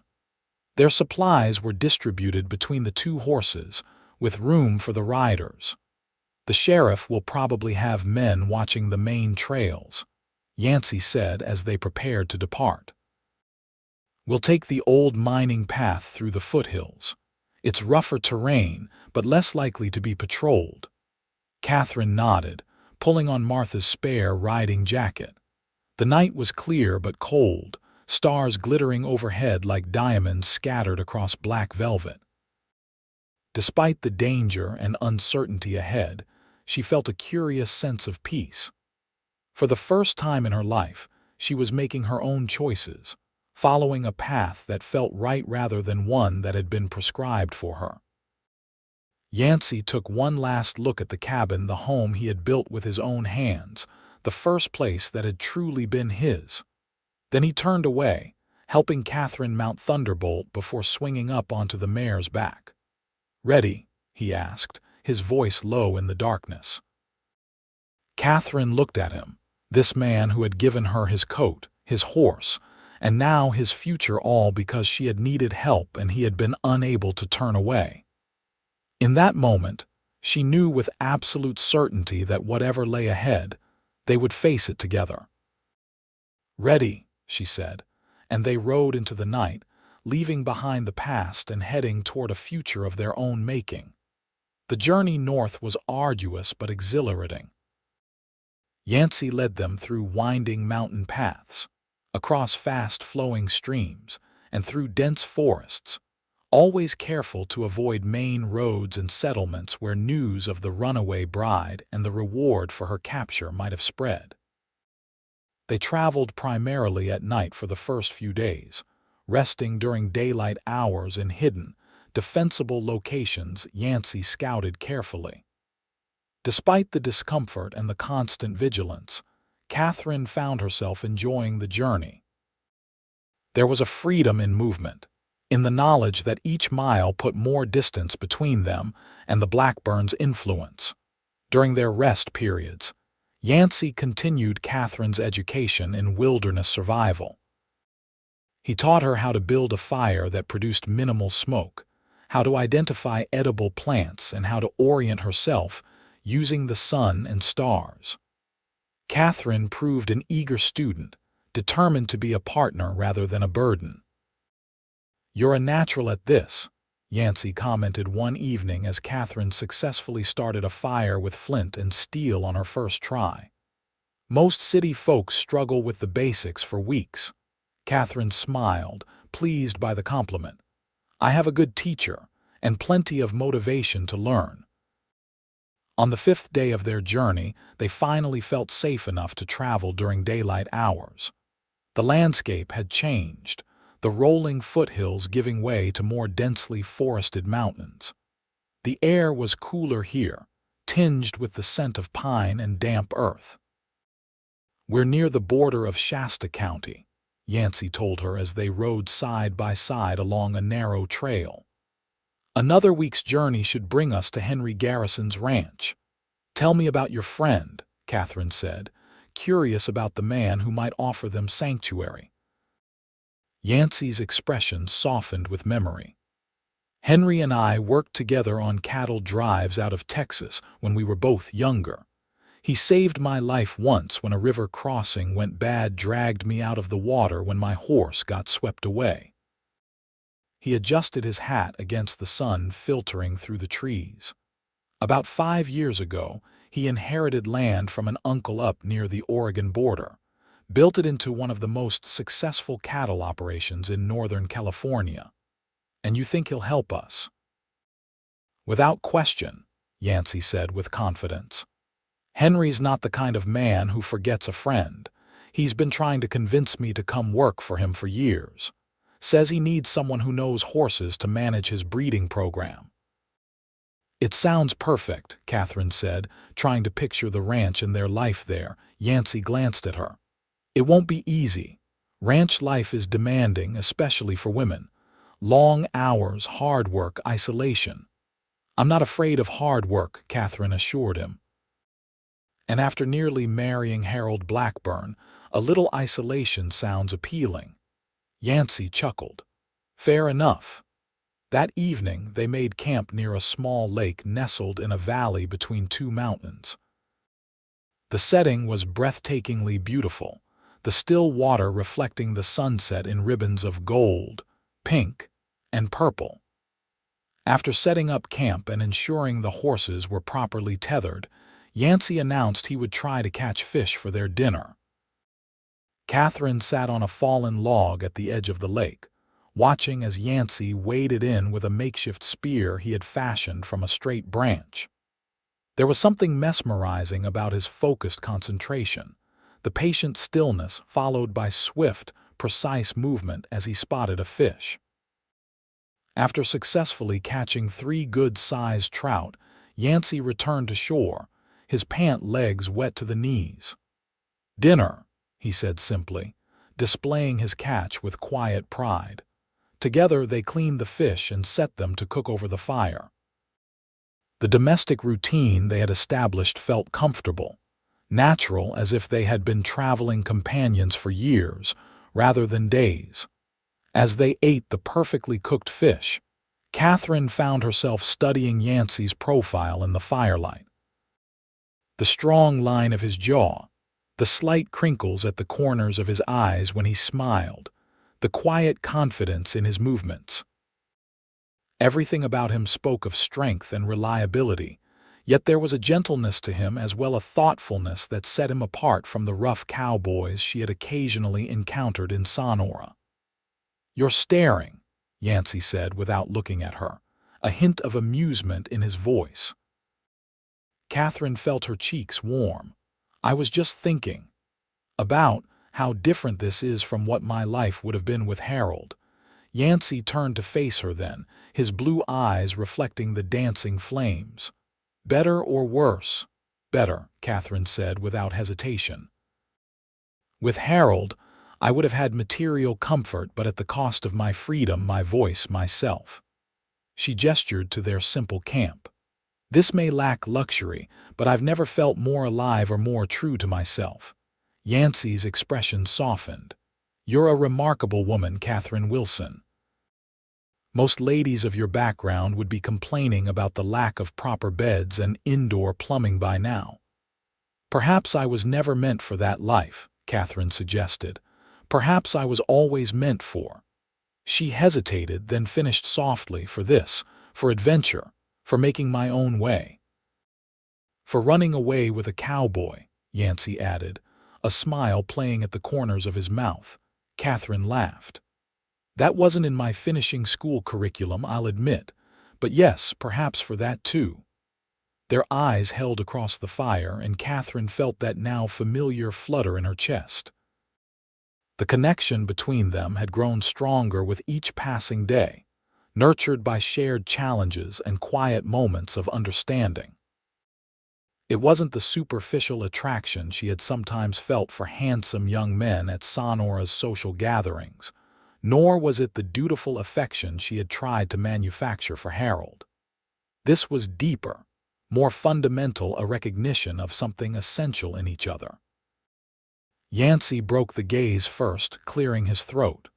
"We should get some rest. Long day tomorrow."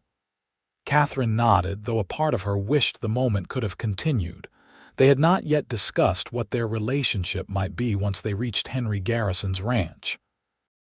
Would they simply be fellow workers, friends, or something more? The question lingered in her mind as she prepared for sleep, arranging her bedroll near the fire but with a respectful distance from Yancy's. Despite their growing closeness, he had maintained a gentlemanly reserve, never presuming or pushing for more than Katherine was ready to give. That night, as the fire burned down to embers and the stars wheeled overhead, Katherine lay awake, listening to the gentle sounds of the wilderness, the soft hooting of an owl, the distant howl of a coyote, the rustle of leaves in the breeze. She thought about the journey that had brought her here, from a pampered existence in Sonora to sleeping under the stars with a man who had become more important to her than she could have imagined possible just a week ago. What would her parents think if they could see her now?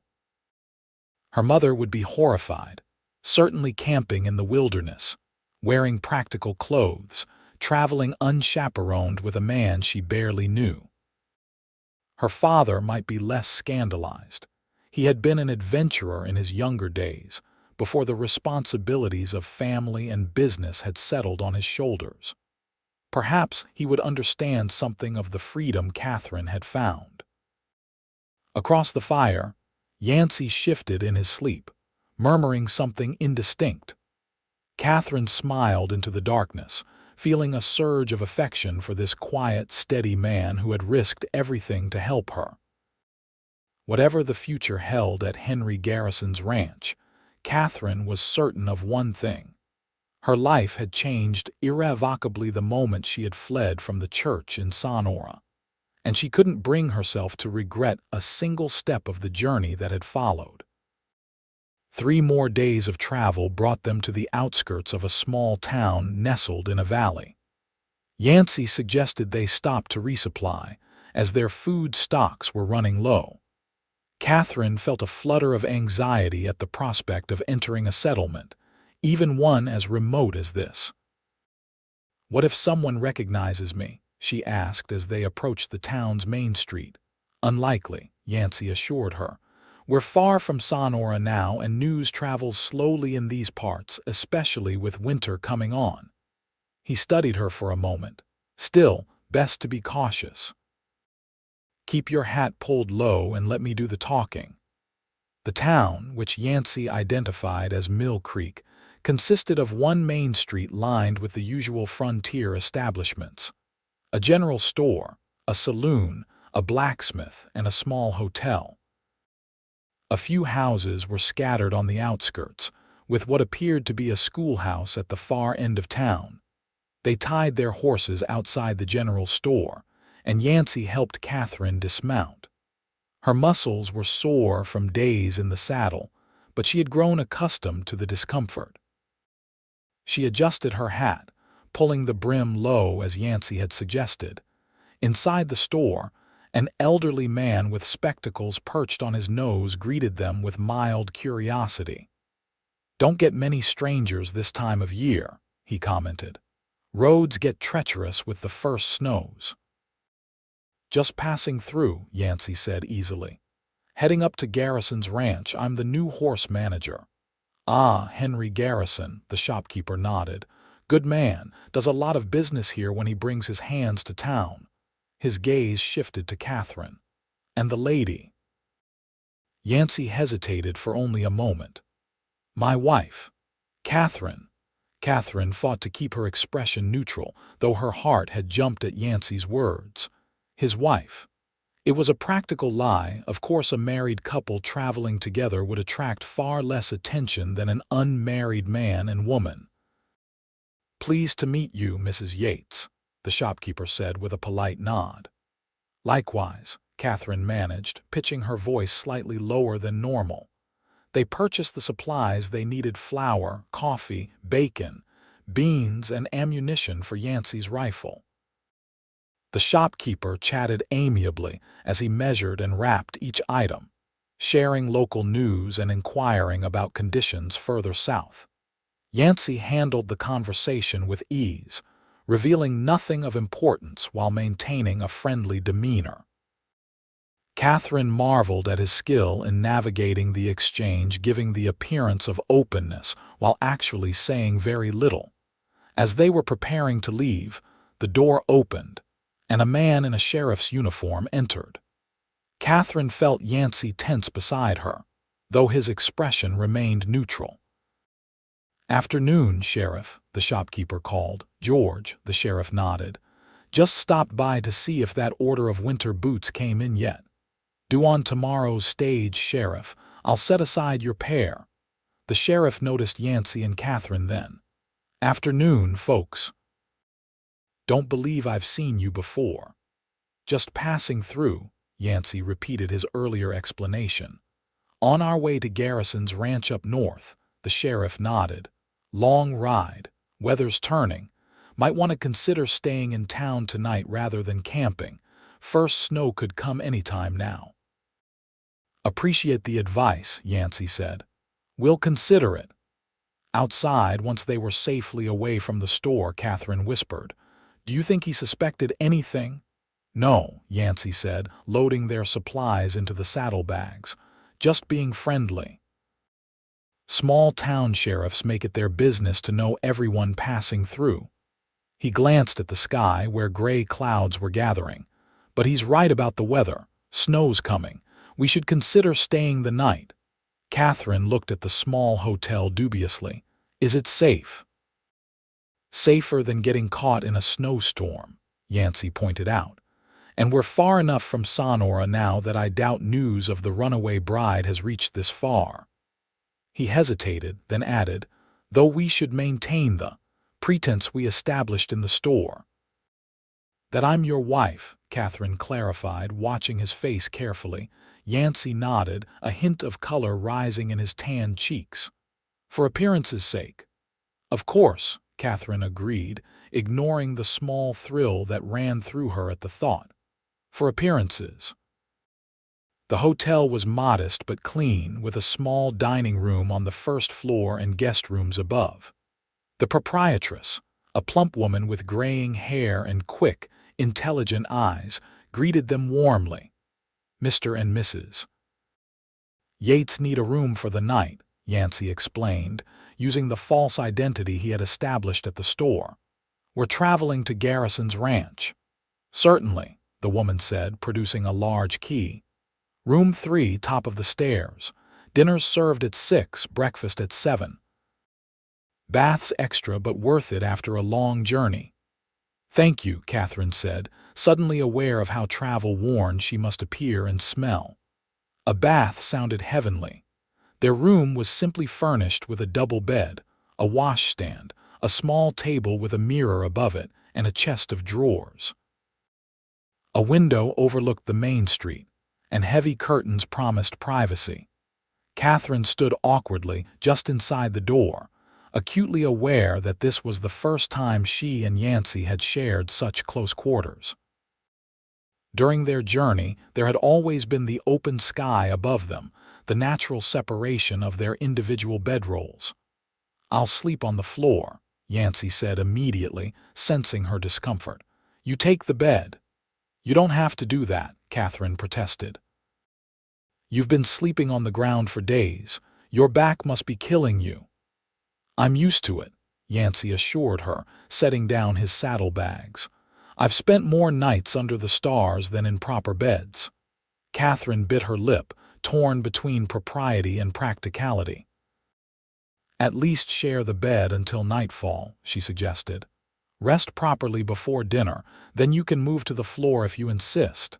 Yancy hesitated, then nodded. "If you're sure." "I'm sure." While Yancy stretched out on one side of the bed, Katherine arranged for a bath to be prepared in the small bathing room at the end of the hall. The luxury of hot water and soap was almost overwhelming after days of makeshift washing in cold streams. She scrubbed every inch of her skin, washed her hair thoroughly, and emerged feeling renewed. Back in their room, she found Yancy awake and sitting in the chair by the window, watching the street below. He had washed up as well, his dark hair still damp, and had changed into his spare shirt. "Feel better?" he asked, looking up as she entered. "Like a new woman," Katherine admitted. "Your turn. The water's still hot." While Yancy went to bathe, Katherine took the opportunity to brush out her damp hair and examine her reflection in the small mirror. The woman who looked back at her was different from the one who had fled Sonora in a torn wedding dress. Her face was tanned from days in the sun, with a spattering of freckles across the bridge of her nose that her mother had always insisted she cover with powder. Her eyes seemed brighter, more alive, and there was a confidence in her expression that had been lacking before. By the time Yancy returned, Katherine had braided her hair and changed into the cleanest of the clothes. Martha Johnson had given her a simple dress of green cotton that brought out the color of her eyes. Yancy stopped in the doorway, his gaze traveling over her with undisguised appreciation. "You look beautiful," he said simply. Katherine felt a blush rise to her cheeks. "Thank you. It feels good to be clean again." They went down to dinner, where the dining room was occupied by only a few other guests, a traveling salesman, an elderly couple, and a young man who appeared to be a student or clerk of some kind. No one paid them much attention beyond polite nods. The meal was hearty frontier fare roast beef, potatoes, fresh bread, and apple pie for dessert. After days of trail cooking, it was a feast. Katherine found herself relaxing as they ate, the worry of discovery fading in the warmth of the dining room and the comfort of Yancy's steady presence across the table. "Tell me more about Henry Garrison's ranch," she said as they lingered over coffee. "What will it be like?" Yancy leaned back in his chair, considering. "It's a big operation, several thousand acres, hundreds of cattle, maybe 40 or 50 hands depending on the season. The main house is substantial, 2 stories, built from local timber. There are bunkhouses for the single men and a few small cabins for married hands with families." He paused, watching her reaction. "It's remote but not isolated. There's a sense of community among the ranch families." "And what will we be?" Katherine asked softly. "To each other, I mean." "Once we're there." Yancy's blue eyes held hers for a long moment. "That would be for you to decide, Katherine." His voice was low, meant only for her. "I would never presume to define what exists between us without your consent." Katherine felt warmth spread through her at his words. Even now, with all they had been through together, Yancy was giving her the choice, the freedom to determine her own path. "And if I wanted us to be more than friends," she ventured, her heart pounding. Yancy's expression softened. "Then I would be the happiest man in California." He reached across the table, his hand covering hers. "But there's no rush, Katherine. We have time to let whatever this is between us grow naturally." Katherine turned her hand under his, threading their fingers together. "You are unlike any man I've ever known, Yancy Yates." "I'll take that as a compliment," he said with a small smile. It was meant as one. That night, despite Yancy's protests, Katherine insisted they share the bed. "We're both adults," she pointed out, "and we're both exhausted. The bed is large enough, and I trust you completely." Yancy reluctantly agreed, though he stayed resolutely on his side of the bed, careful not to touch her even accidentally. Katherine found his respectful consideration both endearing and, surprisingly, a little disappointing. As she drifted toward sleep, she found herself wondering what it might be like to be held by him, to feel the strength of his arms around her. Morning brought the season's first snow, just as the sheriff had predicted.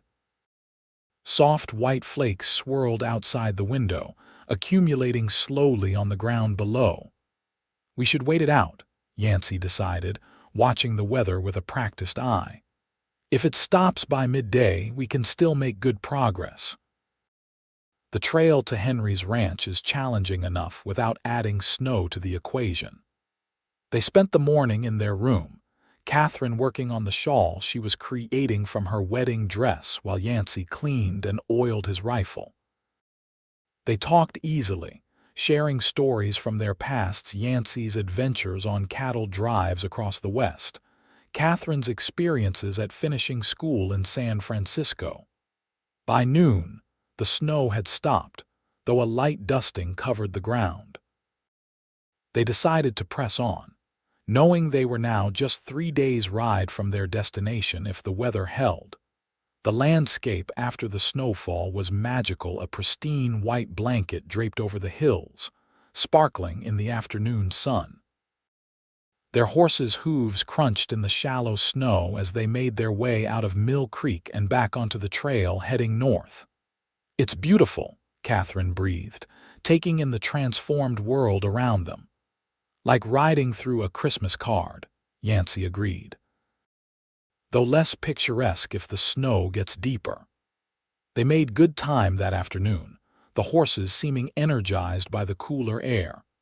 By evening, they had covered more ground than expected and made camp in the shelter of a rocky outcropping that offered protection from the wind. As they sat by the fire that night, Katherine felt a sense of anticipation building within her. They were nearing the end of their journey. Soon they would arrive at Henry Garrison's ranch and begin the next chapter of their lives. What would it be like? Would they find the safety and fresh start they sought? And what of the growing feelings between them? "Penny for your thoughts," Yancy said, noticing her contemplative expression. Katherine smiled. "I was just thinking about the future, about what awaits us at the ranch, having second thoughts." "No," she said firmly. "The opposite, actually. I'm eager to arrive, to start this new life." She hesitated, then added, "with you." Yancy's eyes reflected the firelight as he looked at her. "Katherine," he began, his voice rough with emotion, "I need you to know something. When we reach Henry's ranch, you'll be free to make whatever choice feels right for you. If you decide this life, or a life with me, isn't what you want, I'll understand. I'll help you get wherever you want to go." Katherine was touched by his concern, by his continued determination to ensure her freedom of choice. "Yancy, I ran from a wedding because I refused to be with a man I didn't love, a man who saw me as property rather than a person." She moved closer to him, close enough to feel the warmth radiating from his body. "Do you really think I would have come all this way with you if I didn't want to be here, if I didn't want to be with you?" Yancy swallowed hard, his composure slipping for perhaps the first time since she had known him. "I didn't want to assume. You've been through so much, made such dramatic changes in your life. I thought perhaps you needed time to be sure." "I am sure," Katherine said softly, reaching up to touch his face. "About this, about us." Yancy caught her hand, turning it to press a kiss to her palm. The gesture was tender, almost reverent. "I've been falling in love with you since the moment you came running through Sonora in that torn wedding dress," he admitted. "So brave, so determined. I knew then that you were something special." Katherine's heart soared at his words. "And I've been falling in love with you since you gave me your coat and your horse without a second thought, since you taught me to whittle and to set snares and to see beauty in this wild country." She leaned closer. "I love you, Yancy Yates." "Katherine," he breathed, and then his mouth was on hers, gentle at first, then with growing passion as she responded eagerly. His arms encircled her, drawing her closer, and Katherine melted into the embrace, feeling as though she had finally come home. When they eventually broke apart, both breathing heavily, Yancy rested his forehead against hers. "I love you too," he whispered. "More than I thought possible." That night they slept in each other's arms beneath the vast canopy of stars, their shared body heat a shield against the cold. Nothing improper occurred. Yancy's respect for Katherine remained steadfast, but the simple intimacy of being held through the night was a profound experience for both of them. The next 2 days of travel passed in a state of heightened awareness, their newly acknowledged feelings adding a sweet undercurrent to every interaction. They rode side by side when the trail allowed, talked and laughed easily, and stole kisses during rest breaks. Katherine felt as though she were truly living for the first time, experiencing emotions and sensations that had been merely theoretical before.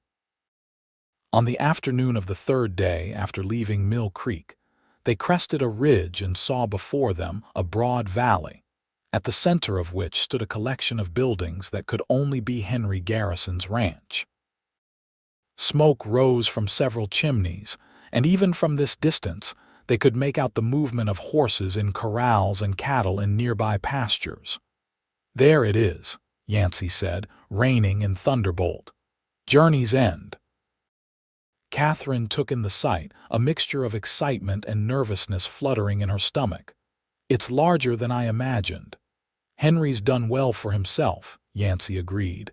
"Built something to be proud of." He glanced at her. "Ready?" Katherine nodded, straightening her shoulders. "Ready." They rode down into the valley, following a well-maintained trail that eventually widened into a proper road. As they approached the ranch, details became clearer. The main house was indeed substantial, built of logs with a wide porch wrapping around 3 sides. Several smaller cabins were scattered nearby, and beyond them were the bunkhouses, barns, and other outbuildings essential to a working ranch. A man emerged from the largest barn as they approached, shading his eyes against the late afternoon sun. He was tall and broad-shouldered, with a shock of red hair visible beneath his hat.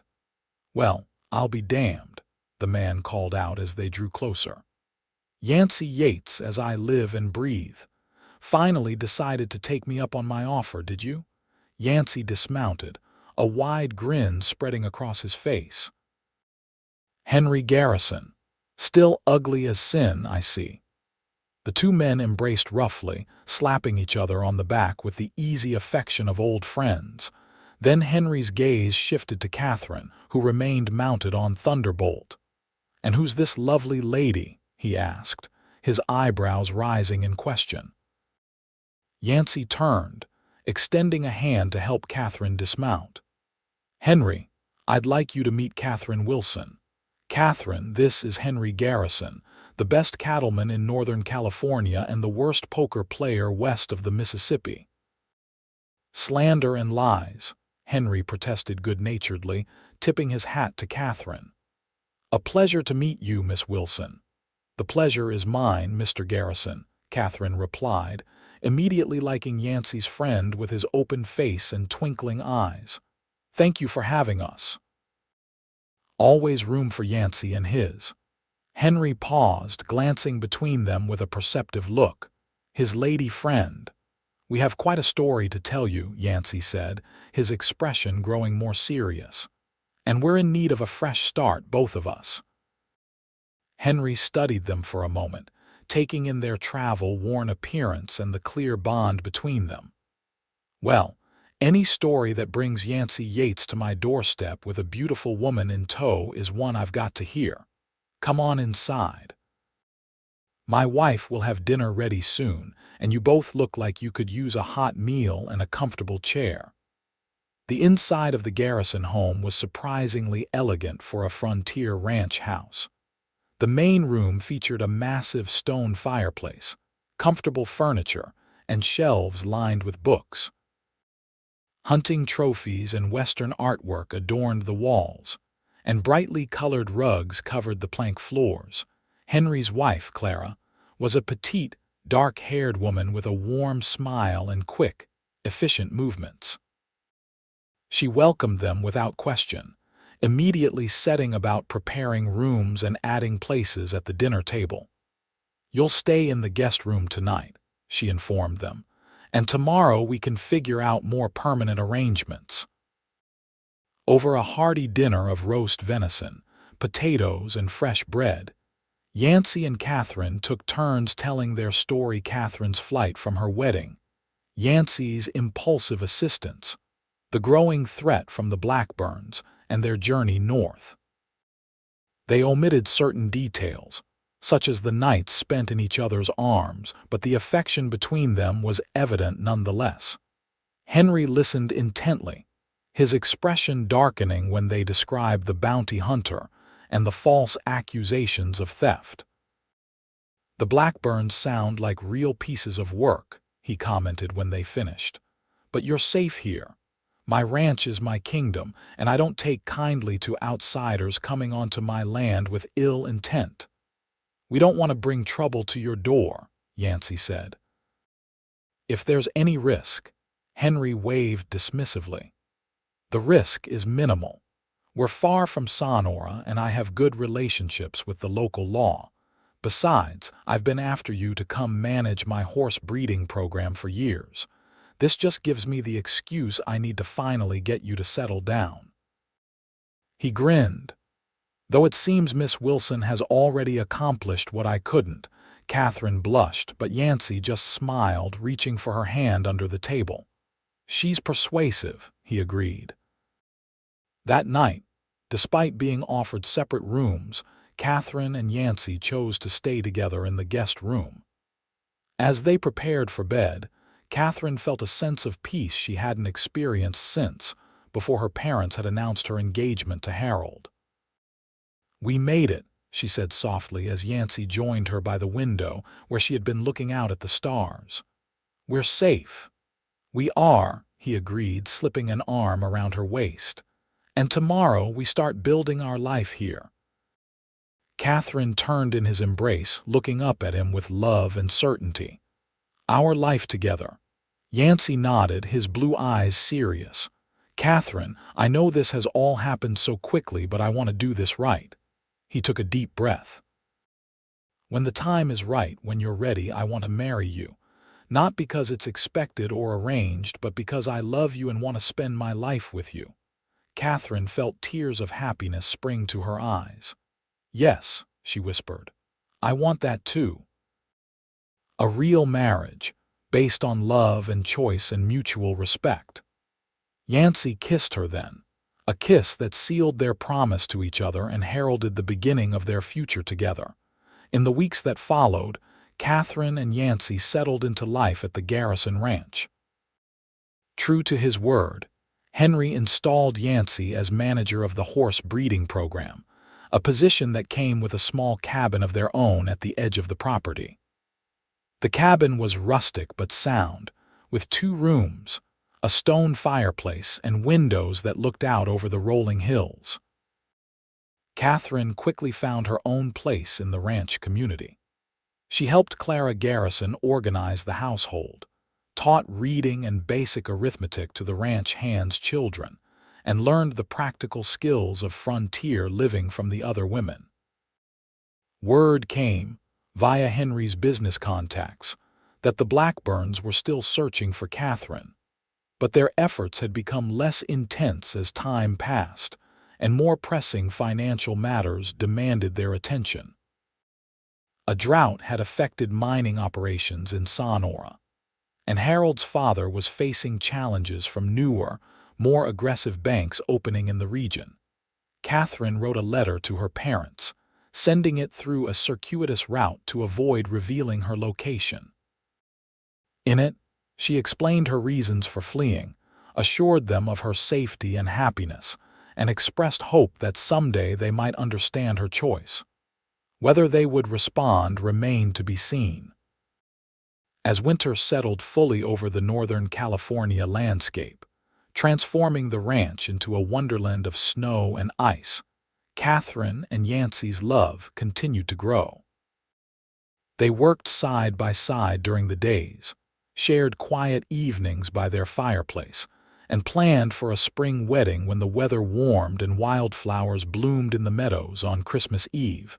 A heavy snowfall blanketed the ranch, creating a hushed, magical atmosphere.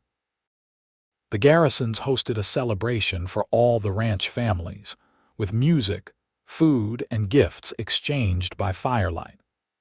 Katherine, wearing the completed shawl made from her wedding dress, now transformed into something beautiful and meaningful, stood beside Yancy as Henry raised a toast. "To new beginnings," Henry proclaimed, lifting his glass, "and to finding love in unexpected places." Later, as they walked back to their cabin through the gently falling snow, Yancy stopped suddenly and turned to Katherine. "I have something for you," he said, reaching into his pocket. "I was going to wait until morning, but—" He produced a small, carved wooden box. "This seems like the right moment." Katherine opened the box with trembling fingers.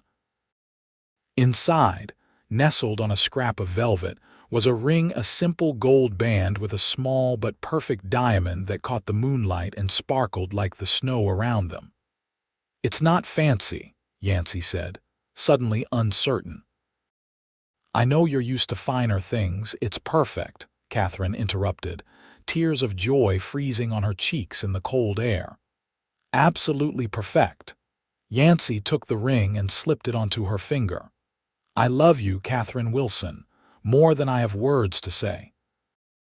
"And I love you, Yancy Yates," she replied, her voice steady and sure.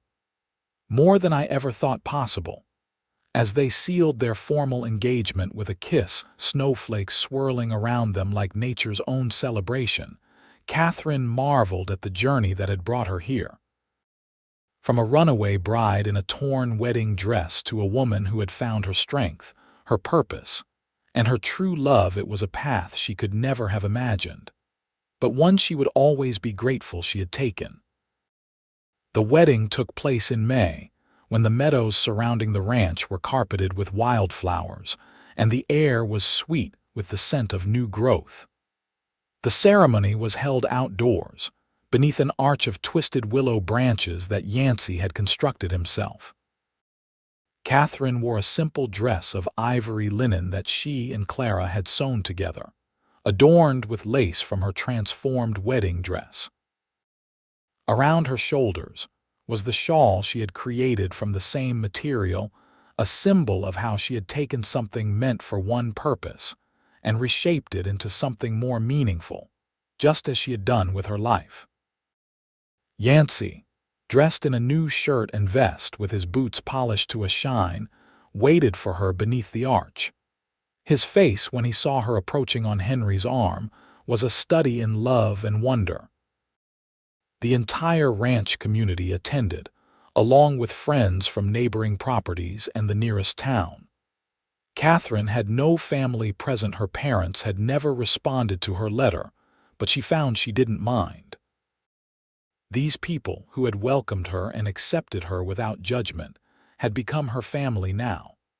The local minister performed the ceremony, but Katherine and Yancy had written their own vows, promises that spoke of choice and freedom, partnership and respect, adventure and home. When they were pronounced husband and wife, the cheer that rose from the assembled guests seemed to reach the very heavens. The celebration continued well into the night, with dancing, feasting, and storytelling. Katherine and Yancy moved through it all in a haze of happiness, scarcely believing that they had found such joy from such unlikely beginnings. "Happy?"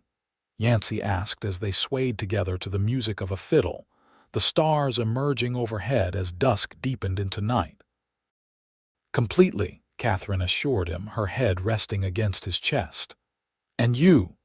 "More than I ever thought possible," he replied, echoing her own words from that snowy Christmas Eve.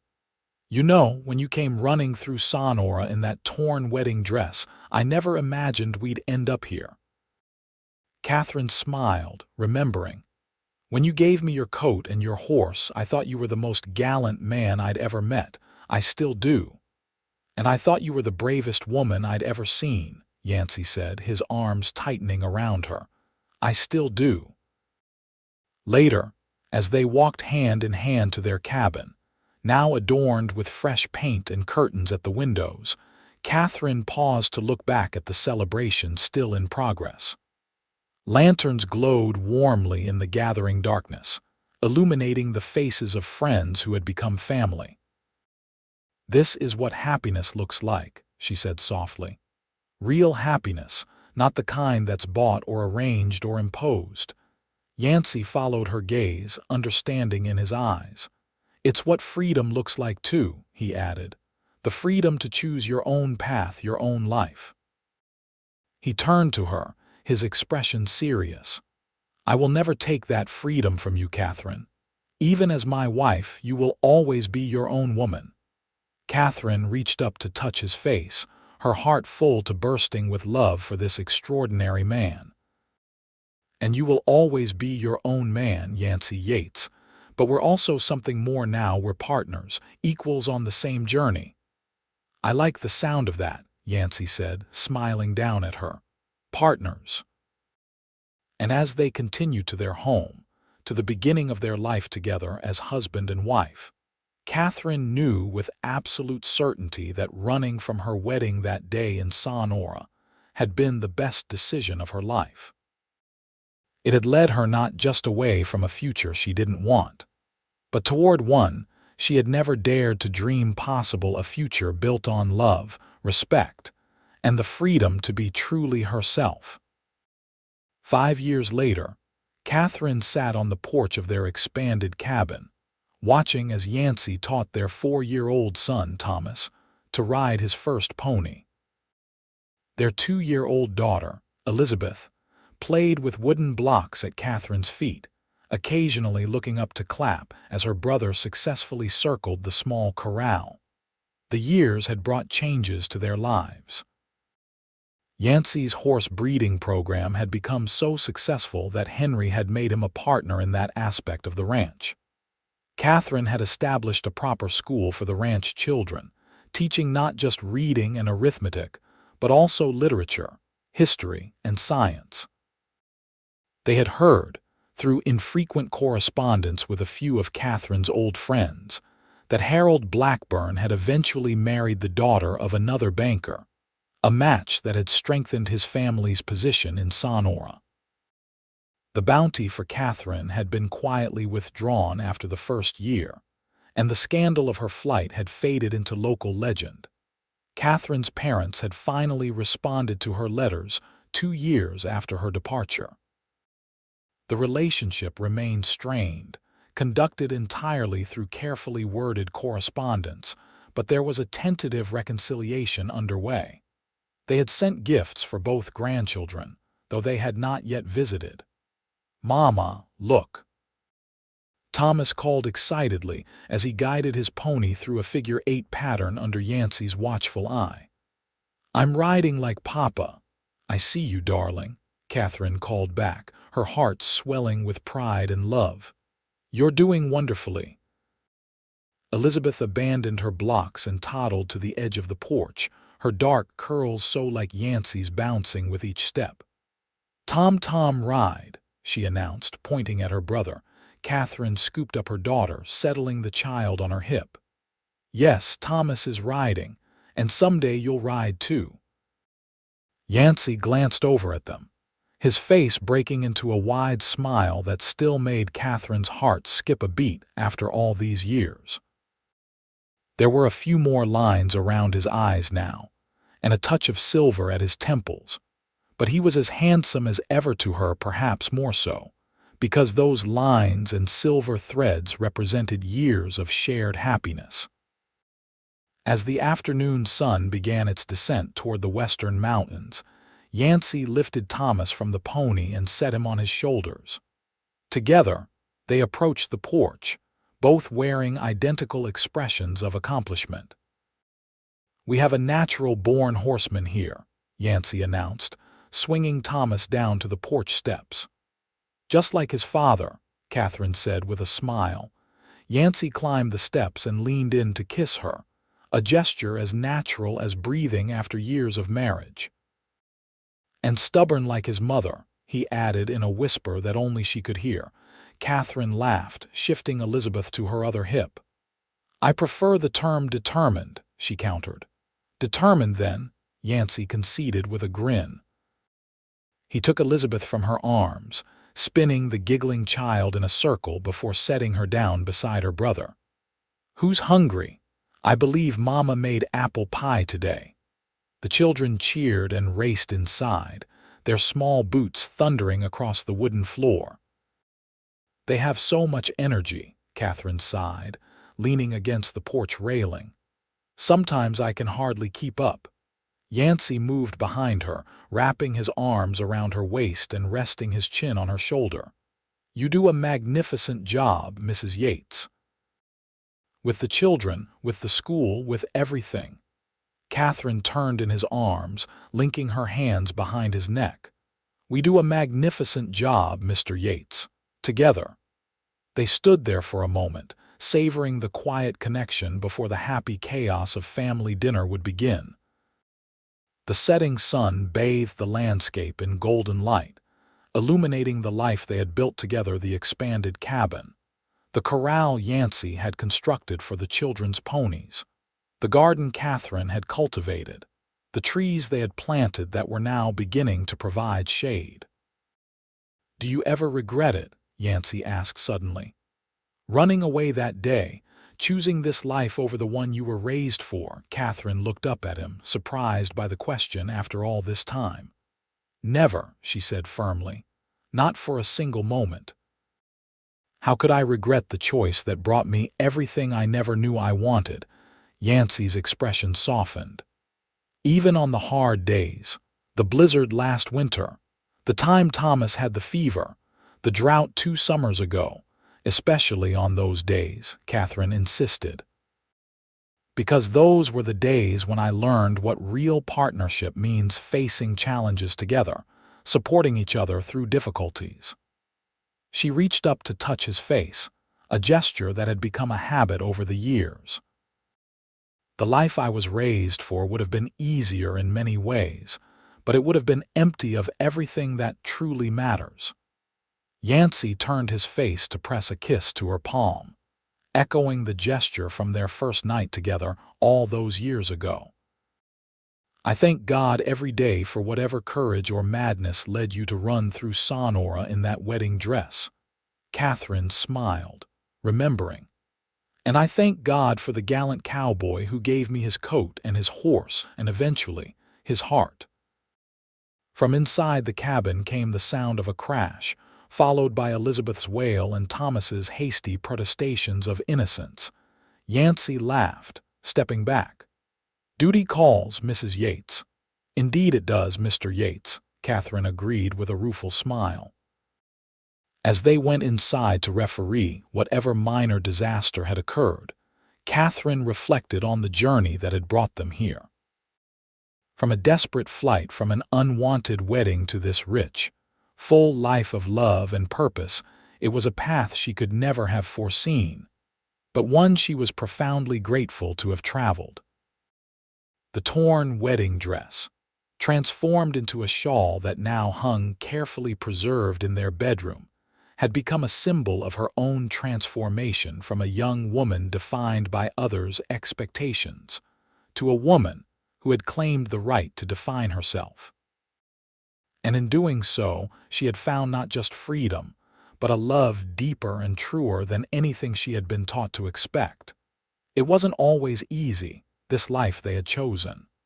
There were hardships and challenges, as there would be in any life. But they faced them together, partners in all things, bound not by convention or arrangement but by choice and love, a love that had begun with an act of kindness on a dusty street in Sonora, and had grown into the foundation of a family, a home, and a future filled with promise.